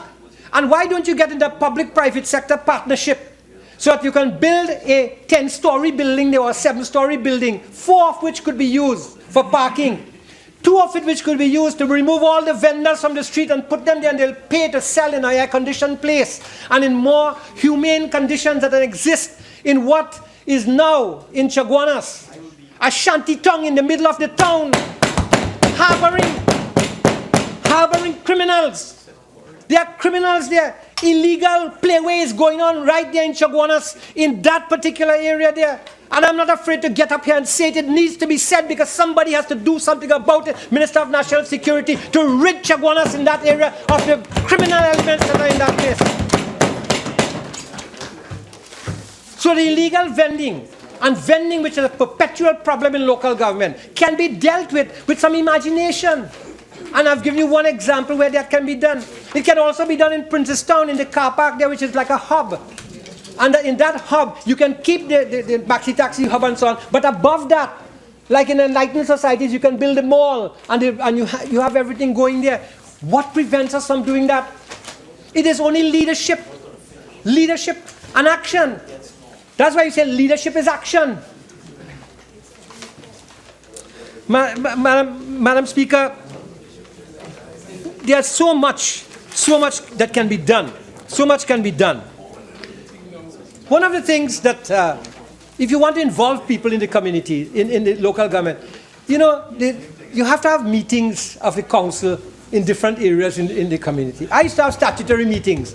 And when we went to statutory meetings in the community, 300, 400 people will come to the statutory meeting. And they will get a chance to address the mayor, address the chairman. And that is how you build, that's how you include people. That is the inclusivity that we are talking about. That's what we are talking about. That's where the change and the reformation in local government is going to come about. So, Mr. Minister, there are many areas where we break bread together with you in terms of what is good for local government. But you have to agree that talking about legislative changes is one thing. Putting the legislative changes is another thing, but that's not going to bring the change. The mindset has to be changed. And there are certain actions we have to take at the level of the communities in order to bring back that change. I know you have a great vision for local government. I have that vision too. I live that vision every day, believe it or not. In fact, I would prefer to be a mayor sometimes than be a minister of government because of the way that you can interact and be closer to the people and bring government closer to the people. You wouldn't believe it. It is interesting how much you can do that. But the idea is, unless you bring government closer to the people by bringing local government closer to the people and truly empowering the people to make the change, you are not going to achieve very, very much. People want to participate. Don't ever fool yourself. People want to participate. People want to be part and parcel of this new change. They want to be it. People want to govern themselves. People want to make government irrelevant. The way to empower people is to make government irrelevant in their lives and to give governance back to where it belongs. Give it to them. And local government is the best place for you to do that. But are we sincere in what we are saying here? Are we prepared to close the gap between what we are preaching and what we will practice? The minister made a point. He says local government at the end of the day is all politics. I hope you're wrong. I hope it's all about people rather than just about politics. Because at the heart of our development are people. But you see, Mr. Minister, while you say all of this, can the people trust you? Do the people really trust you at this point in time? In the last 9 months, or 8 months and a half, what have you done to win the trust of the people in this country? You have spoken, and you have spoken well, and people have admired you on Channel 4 and so on. But do the people trust you? And the people are growing less and less trustworthy of the government of Trinidad. When you can make no intervention to make sure the people who are owed by OS are paid, something is wrong. When you can make no intervention or even indicate the legislation quickly that will have protected the ArcelorMittal people and people who will come after them, people are not trusting you because they are saying that your word is not going to bear fruit. Madam Speaker, all of this will work on the basis of trust. That's what it will work, on the basis of trust. But you have a government who cannot be trusted. When you have a situation that occurred a couple days ago, where so many people in civil society asked that the SSA bill should have been given a chance for more checks and balances, and the government ignored that and went on with what they had, people are going to trust you less in the country. At a personal level, Mr. Attorney General, you disappointed me. I thought that you were a person who had a little bit more heart for the people of the country. Give me reflections on Ramdial. You disappointed me. Give me reflections on Ramdial. I speak about my perception of you. You will speak about Ramdeen. I speak about my perception of you. But I thought that you would have listened. But you fell into the same general grouping of all your colleagues by saying you are in charge and you'll do what you have to do. You disappointed me. Coming from a rich political legacy like the Surujrattan family, you disappointed me, Mr. AG. You really disappointed me. Madam Speaker, I am very happy to contribute to this debate. I really am very, very happy. And again, I compliment the Minister for what he said. And I compliment his intentions. But a lot of good roads, they say, have been paved with intentions, but they were never paved. And I hope that he can really pave them and that people will be able to drive on them to a new future and a new vision and a new reality. I thank you very much, Madam. Member for Arima.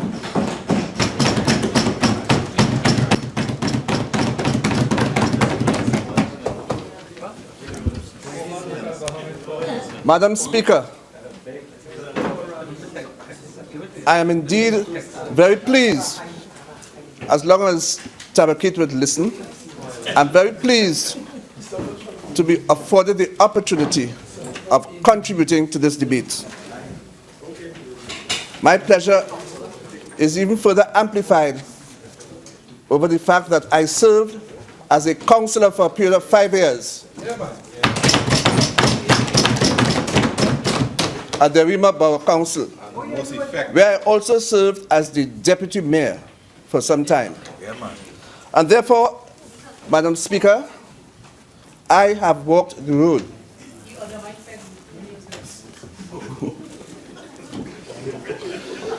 Madam Speaker,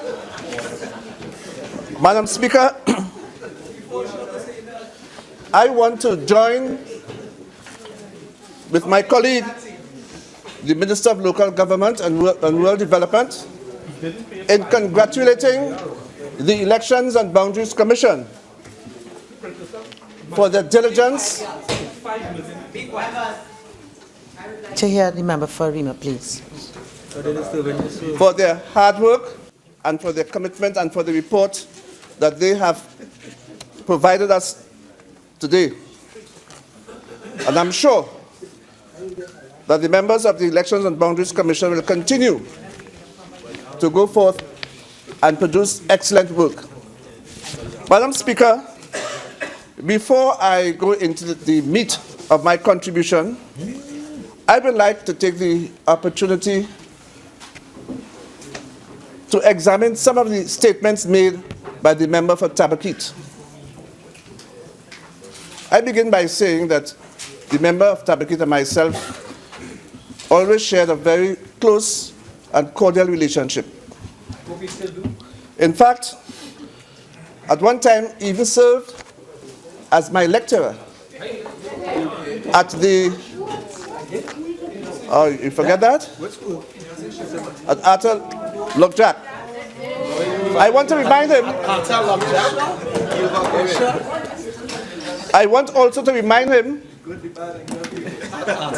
that when he corrected my paper, among all the students who were under his charge, I scored the highest. You remember that, sir?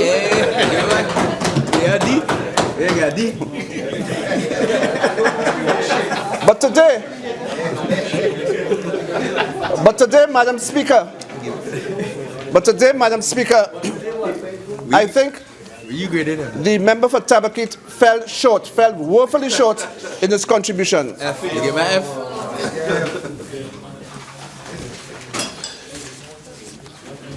Towards the end of his contribution, he made a sterling plea for us to trust and to trust him.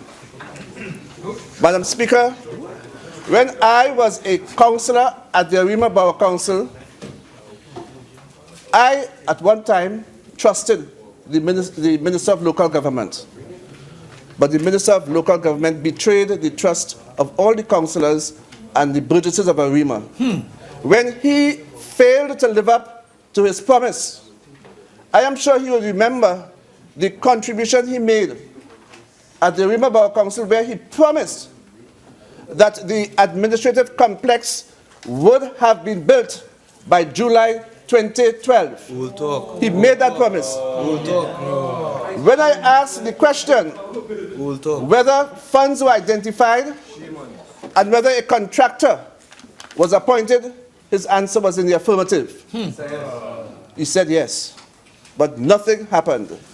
He's not trustworthy. So the trust that he's asking us to give to him, I certainly can't repay that today, because you have betrayed our trust. So. That's why you get it.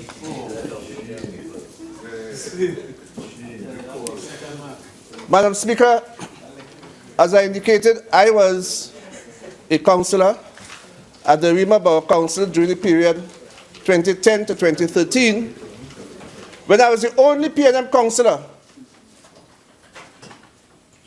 at the Arima Borough Council.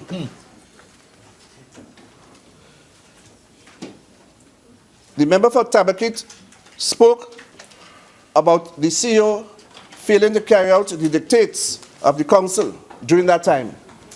And that is true simply because the 6 other councillors were incompetent. The only competent councillor was the People's National Council.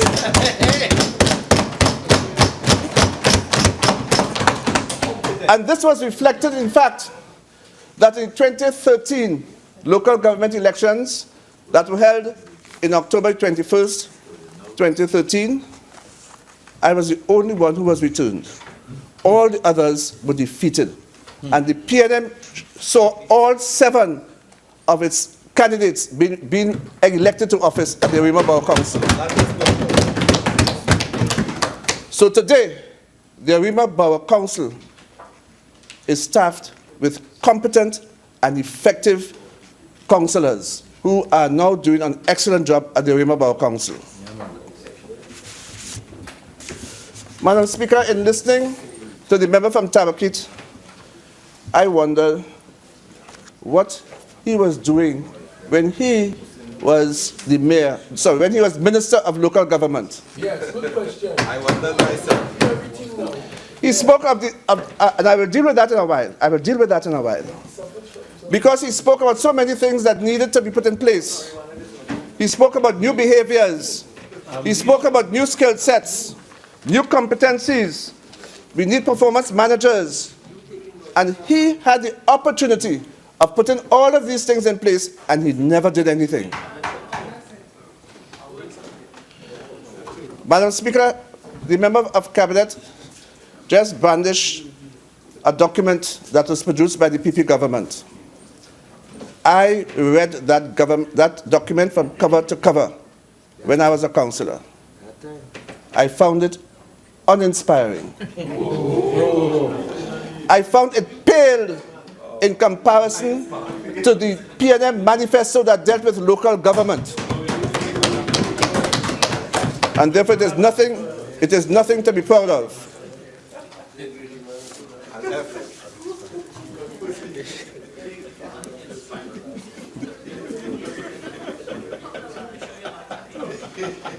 Madam Speaker, the member for Tabaquite sought to diminish the gains that the Ministry of Education was able to achieve over the fact that every school was open on time, not only in January, but also in April. And he mentioned the fact that there's one school that is down, but there's only one school that is down, and that is because of a faulty HVAC system that was not attended to, it was not maintained over the last 5 years of the PP government. What has happened now? What has happened now, Madam President, Madam? No, we just want to talk to people unlike you. The former minister. Honorable Member for Caroni East, please observe. Thank you very much, Madam Speaker. Honorable Member for Caroni East, I see you're very well familiar with the standing orders when it comes to invoking it against others. Please observe them. Thank you. Continue.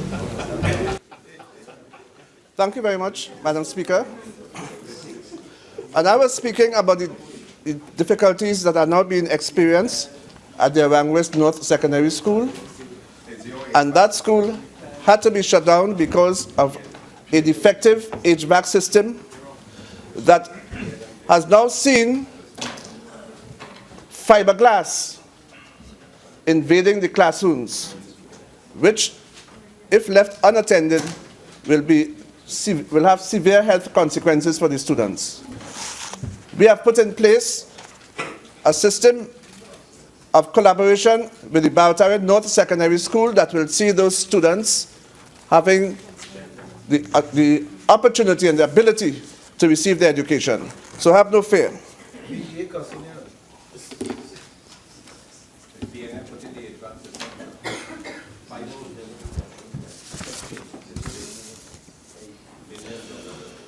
Madam Speaker,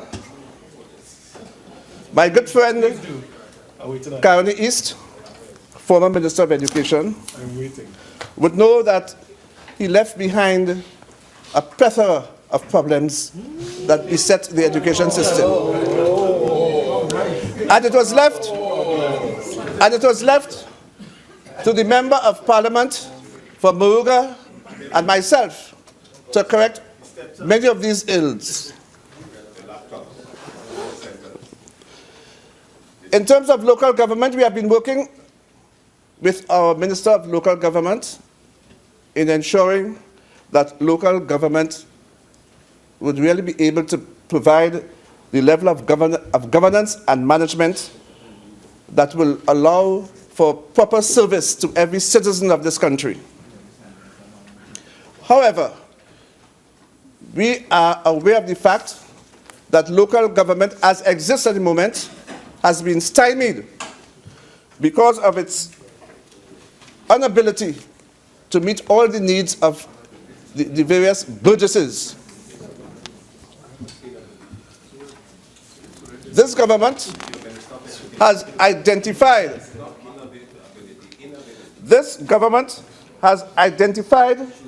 the need for local government reform as articulated by our Minister of Local Government.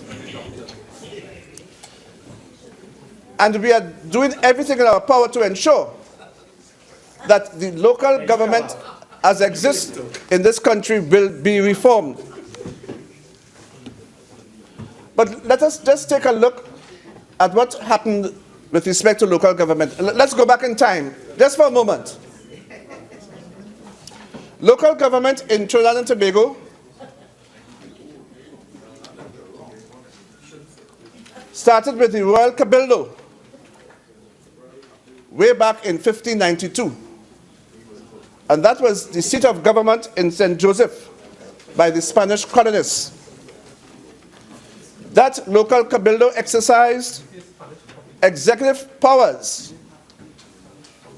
It appointed chief judges, it supervised markets, it dealt with street repairs, it dealt with levying duties and taxes, even on liquor shops, and they did many things that are done now by local government authorities.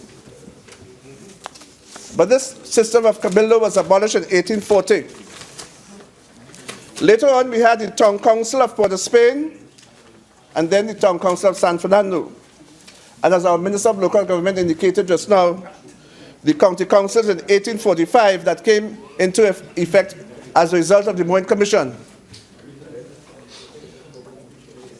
From the cabildo to local government and the THA, we now have a system of local government that is in dire need of reform. And certainly we are doing our best to ensure that the reform that we are contemplating will benefit all our citizens, in fact, all our burgesses in Trinidad.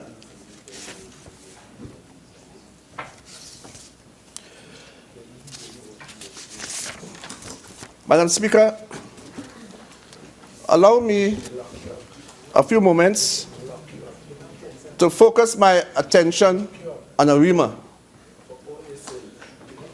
I am fortunate to have served Arima in two capacities. As I said before, I was a member of the Arima Borough Council, serving as a councillor for Malabar South and also as deputy mayor. And now I have the opportunity of serving as the Member of Parliament for the constituency of Arima. When we examine the Arima Borough Council, we would see that there are 20,137 electors, divided among 7 electoral districts: Arima Central, Arima Northeast, Arima West Omera, Calvary, Tampuna, Malabar North, and Malabar South.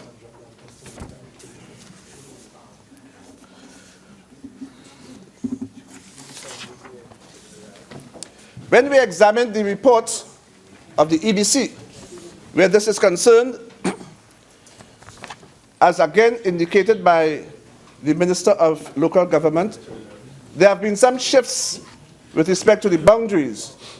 I just want to go a little deeper into some of these arrangements or some of these shifts. In Malabar South, for example, the report shows that 690 electors from one polling division have been transferred to the electoral district of Tampuna, and therefore Malabar South now has 3,858 electors. When we look at Tampuna, 827 electors from another polling division were transferred to the electoral district of Arima Northeast.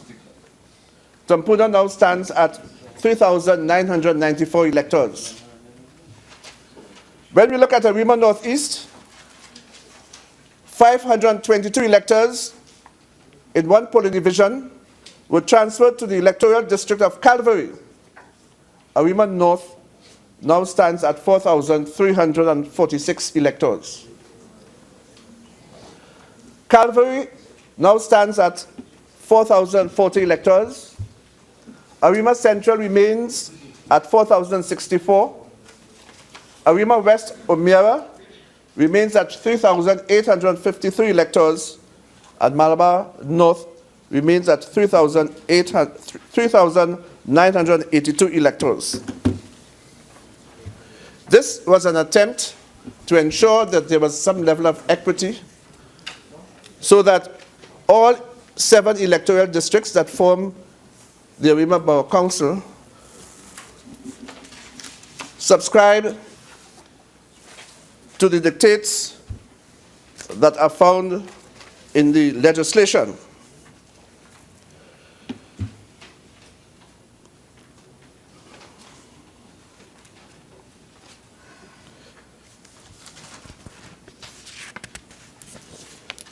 In 2010, as I indicated before, at the end of the local government elections, the People's National Movement had only 1 councillor. The opposition had the other 7. But in 2013, I am reminded of the words of a former Prime Minister when he said, "Not a damn seat for them."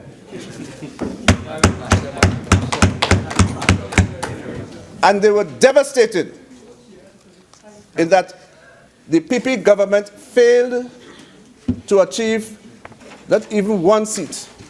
They failed to achieve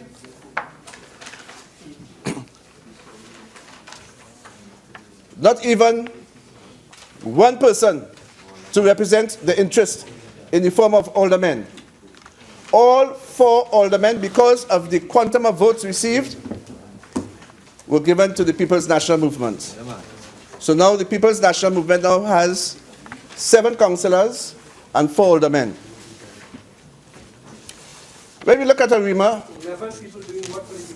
they are working much harder, and more diligently than they did in 2010, 2013.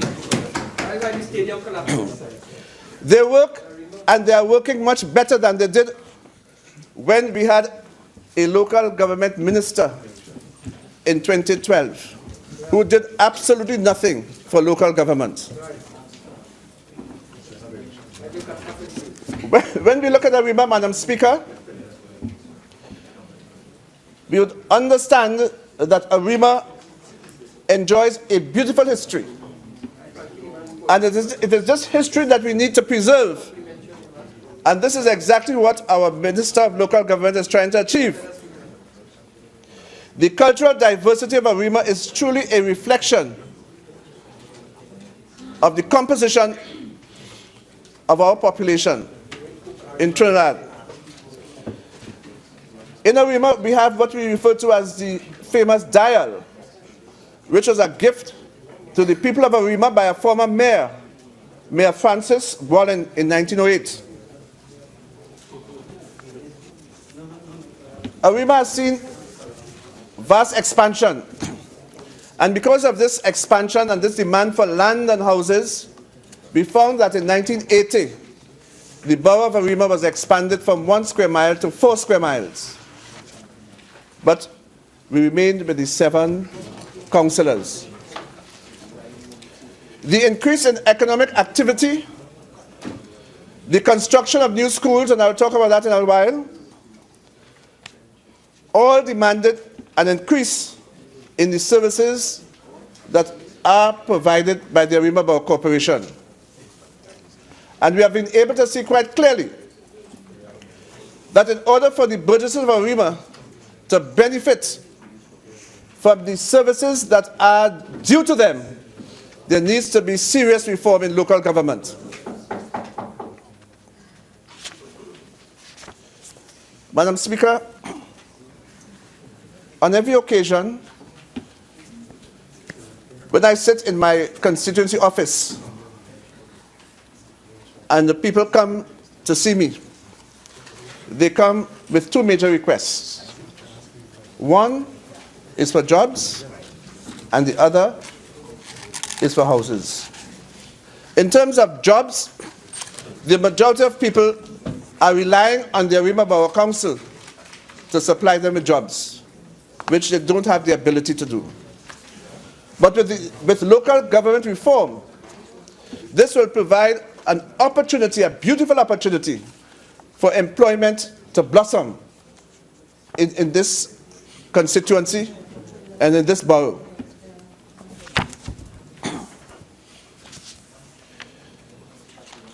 Where crime is concerned, Arima is no stranger to the scourge of crime that has been plaguing our country. And with our plans for the expansion of the borough police to 100 persons, that will certainly assist to a large measure. And more so, because the municipal police, they will be on the ground and they will have a closer link with the community. And they will have the opportunity of knowing exactly what goes on in those communities. Madam Speaker, we have a problem with respect to contracts awarded. Not only in the Arima Borough Council, but I've heard this all over. When contracts are awarded, in many cases, those contracts are awarded to persons who reside outside the borough or outside the municipal corporation. A classic example was the regrassing of the Princess Royal Park, commonly referred to as the Arima Savannah. The contractor who benefited from that contract came from Penal. He had no affinity with Arima, and the work that he did was disastrous. It was terrible, it was poor. If that job was done by a contractor who came from Arima, that contractor would have done it with a sense of pride. And this is what we are trying to correct with our local government reform.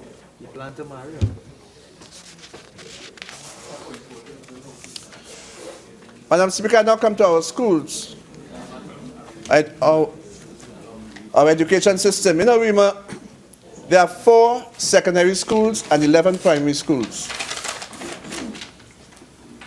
Although our schools are in a state of reasonably good repair, it is important for us to ensure that they remain like that, or that they are able to provide the education that our burgesses deserve.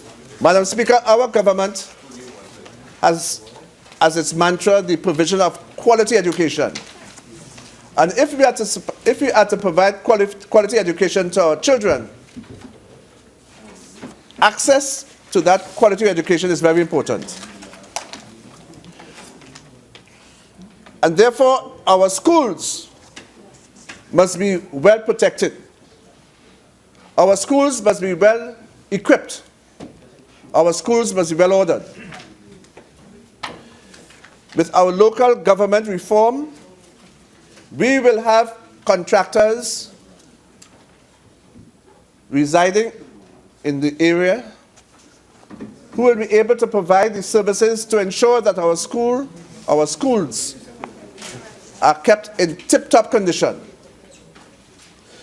We will provide the opportunity for our children to be able to access the quality education that this government is determined to offer. It is important, therefore, Madam Speaker, for us to understand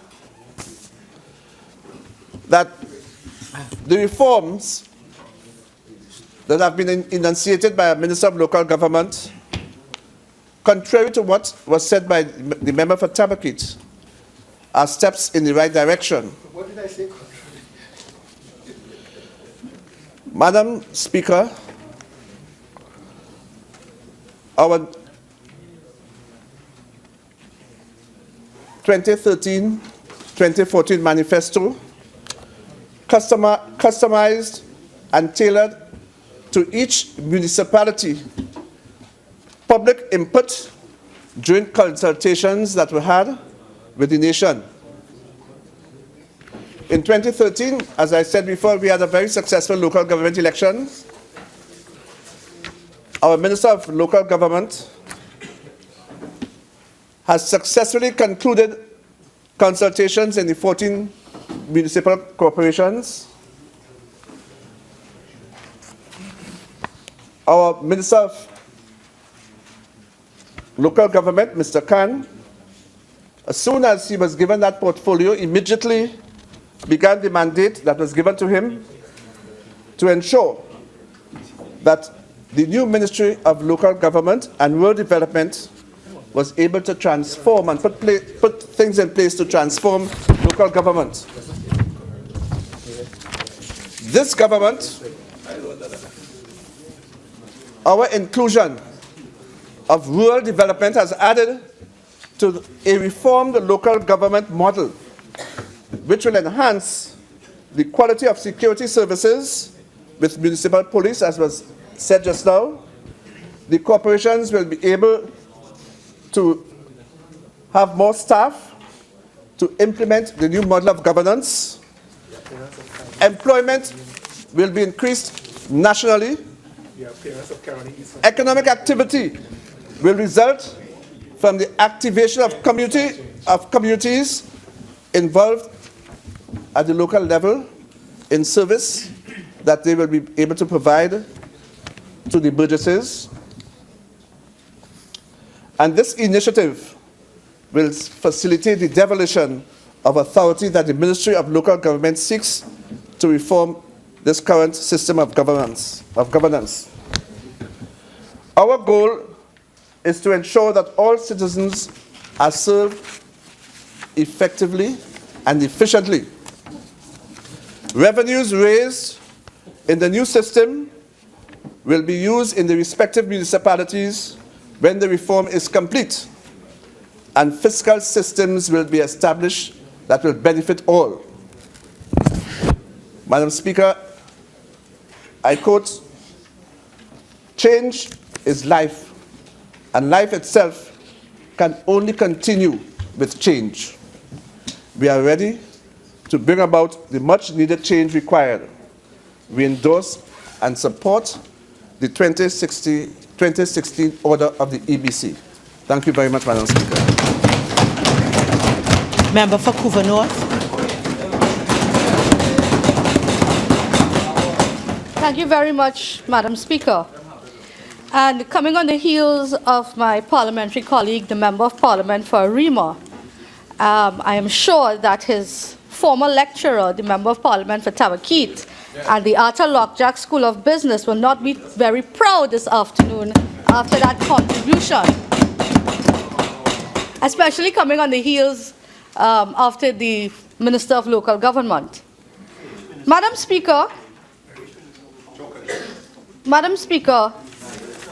it really is surprising to stand here and to listen to the member of Arima speak when at this time many secondary schools have received no money for running costs for the year for 2016.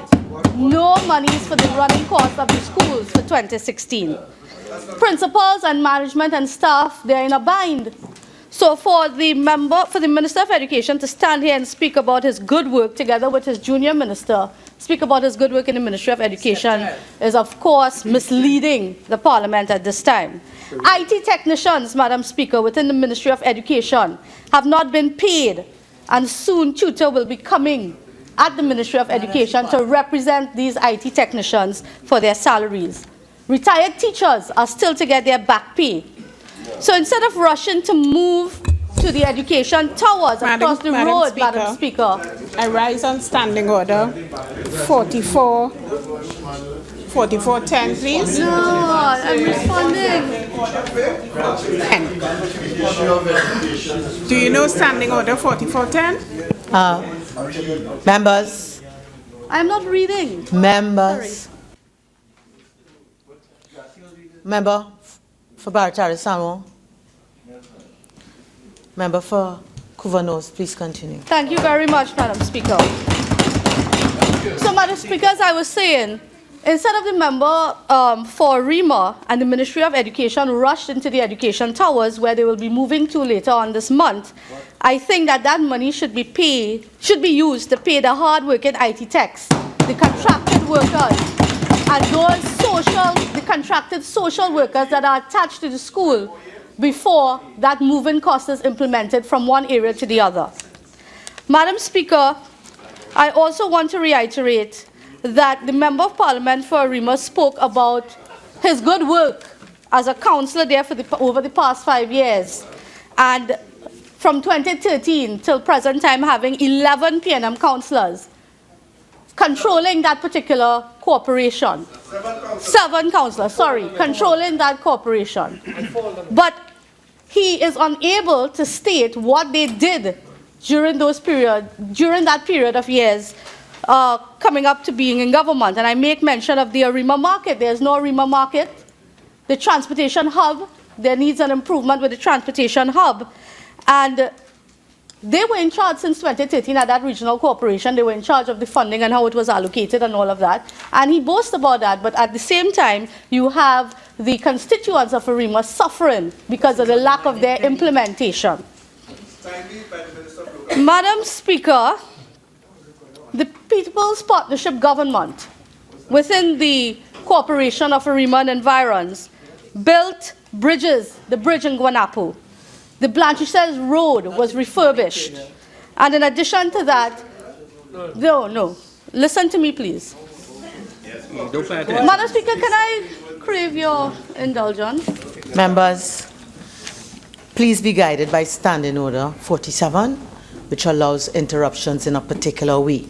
I would also like members to be reminded that every contribution in this chamber is directed to the chair, so that if a member does not have my leave to stand or is not raising an objection under a particular standing order, once it reaches the ear of the chair, I consider it being directed at the chair and being grossly disrespectful. Continue, Member for Couva.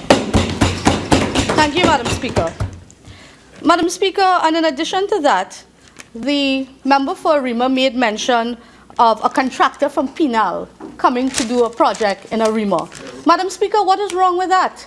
Are you trying to say that a contractor from Penal should be discriminated against because he qualified legally to come to Arima to build a project?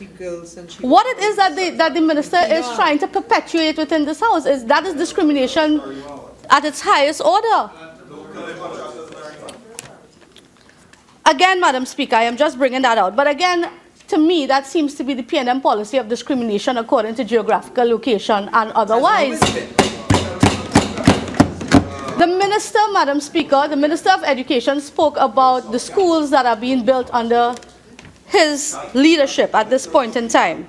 But I want to remind him that within the constituency of Couva North, in a very tiny village of Orange Valley, the CCE Center is stalled, Mr. Minister. And there are many schools and CCE centers and other educational institutions that have stalled under this current leadership of the Minister of Education. And therefore, the minister needs to be very honest with this house and say, not only say what he's doing and what has been accomplished, but also talk about why it is that schools in different constituencies within this country, and to me it seems to be only the UNC held constituencies, again, discrimination at its highest order. So, Madam Speaker, those are some of the issues that I want to bring to the fore with respect to the contribution from the Member of Parliament for Arima. Going back to the local government EBC order, Madam Speaker, I just want to make mention that we are, of course, in support of this. And I really would like to say that the Minister of Local Government has been doing a fairly good job with his consultations. And in my research, we have gathered, or I have gathered in my research, some of the feedback that the Minister would have garnered in his movement from area to area. And for example, Madam Speaker, in the area of Port of Spain from his meeting, the residents brought up the issue of homelessness. And probably the minister in his winding up can talk about homelessness and how they're going to deal with the homeless people in Port of Spain. Again, another feedback session spoke about crime, garbage collection, and the defining of the city boundaries. In addition to that, they spoke about converting abandoned buildings in Port of Spain into spaces for vendors.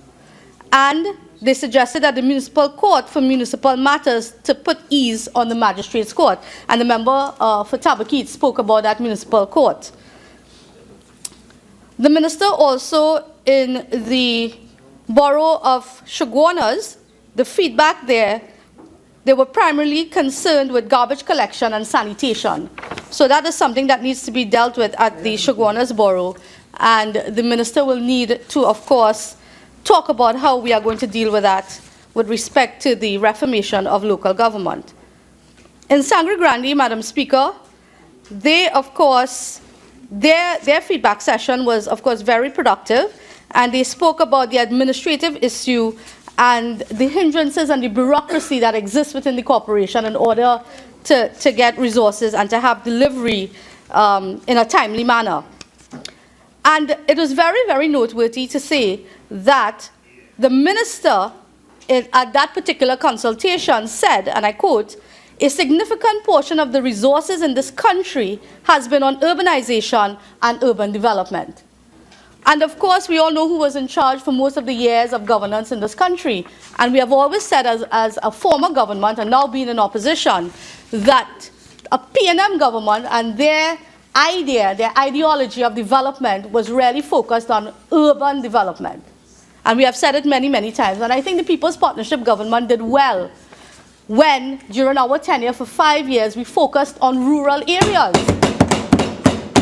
We focused on spreading the resources to rural areas, to every single constituency.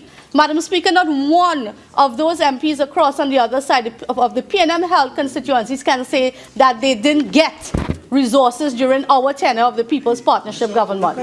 We focused on rural, and you know, Madam Speaker, the Member of Parliament from Maruga Tableland shouldn't talk, because in today's newspaper, he's lamenting the fact that his constituency isn't getting the resources from his government to fix the roads and deal with things.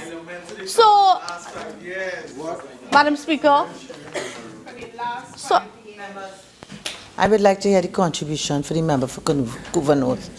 Please allow her to proceed. Thank you very much, Madam Speaker. So, Madam Speaker, as I was saying, the former government, the People's Partnership government, of which I was a member, we distributed the resources equitably across the board. At this point in time, you know, and I can go on to give examples, but I will not indulge in that. What I am saying is that based on the feedback sessions, our very own Minister of Local Government admitted to focusing on urban development and urbanization over the past years. Being a former member and Minister of Government in the Ministry of Environment and Water Resources, there were areas, even in my constituency, for 25 years, Madam Speaker, without a pipe-borne supply of water. And why is that? In areas of South and Central, pipe-borne and absence of pipe-borne supply of water. In the constituency of La Hokata Talpara, I remember the former MP stating for 100 years, the residents and the constituents of a particular village never had a pipe-borne supply of water. And I'm sure he's unaware of that, you know. But yes, it is one of the oldest communities in Trinidad and Tobago. Go and do your homework, MP. You will find out. And Madam Speaker, really, 100 years, yes. No, it's 100 years of the community being in existence, right? All right, Madam Speaker. And really and truly, there were constituencies who suffered viciously under the previous PNM governments. And even with this one now, this new PNM government that we are seeing, where we have a lack of resources going, especially not going to the UNC held constituencies. And I want to give some examples. As a Member of Parliament for Couva North, I have written to the Minister of Community Development, Arts and Culture in recent times. I have made requests to the Self-Help Board in recent times, the CEO and the Chairman of the Self-Help Board, and the officer attached. And I have 3 families within the constituency of Couva North, fire victims. And under the Self-Help Board, you are, of course, able to get an emergency grant so you can start rebuilding. And I have asked, and I've been begging since December of 2015. These families have not been able to access their self-help grants. And I wonder if there's a lack of heart coming across from the other side. None. In addition to that, we have seen also persons applying for different resources from within the constituency, including that of councillors through local government, and they're all being told that there's a lack of funding, funding isn't coming as they would expect and all of that. But at the same time, the Minister of Local Government needs to take a proactive approach and do something now in the interim. Yes, it sounds good, we are speaking about local government reform and modeling and likening it to the THA model, and I will come to that, because the Minister, I think, is very brave to go around this country speaking about local government reform and likening it to the THA model. And whilst the model may be good, the model has failed the Tobago people. It has failed. And I will talk a little bit about that later on. Madam Speaker, so these are some of the issues that we have. In addition to that, we have infrastructural challenges. I have written to the Minister of Works, I've written to the Minister of Local Government as a Member of Parliament asking for resources to clean the natural water courses, for drainage works to be done, to prepare for the flooding, to prepare for the rainy season and for possible flooding and flash flooding. I've gotten no response and we have gotten no resources. And I can walk with the copies of my letters to this House if they don't believe me, but we have been writing, I've been speaking, and I've been asking.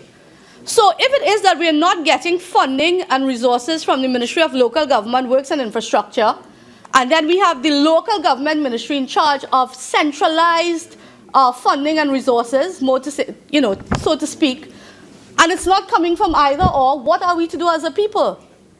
So what I am really saying to the Minister here this evening, to the Honourable Minister, Madam Speaker, through you, is that whilst all of these plans are grand and everybody is in for it and all of that, there are real-life issues, and the reality is, what are we doing now to alleviate some of these problems?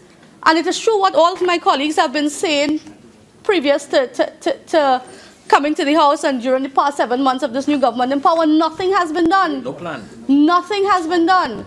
And when you write, you're not even getting a response. And I must say here today that the only sort of response that I seem to be getting is from the Minister of Housing. And I want to commend him here this evening for that. It is now 4:30. This sitting is suspended for 30 minutes.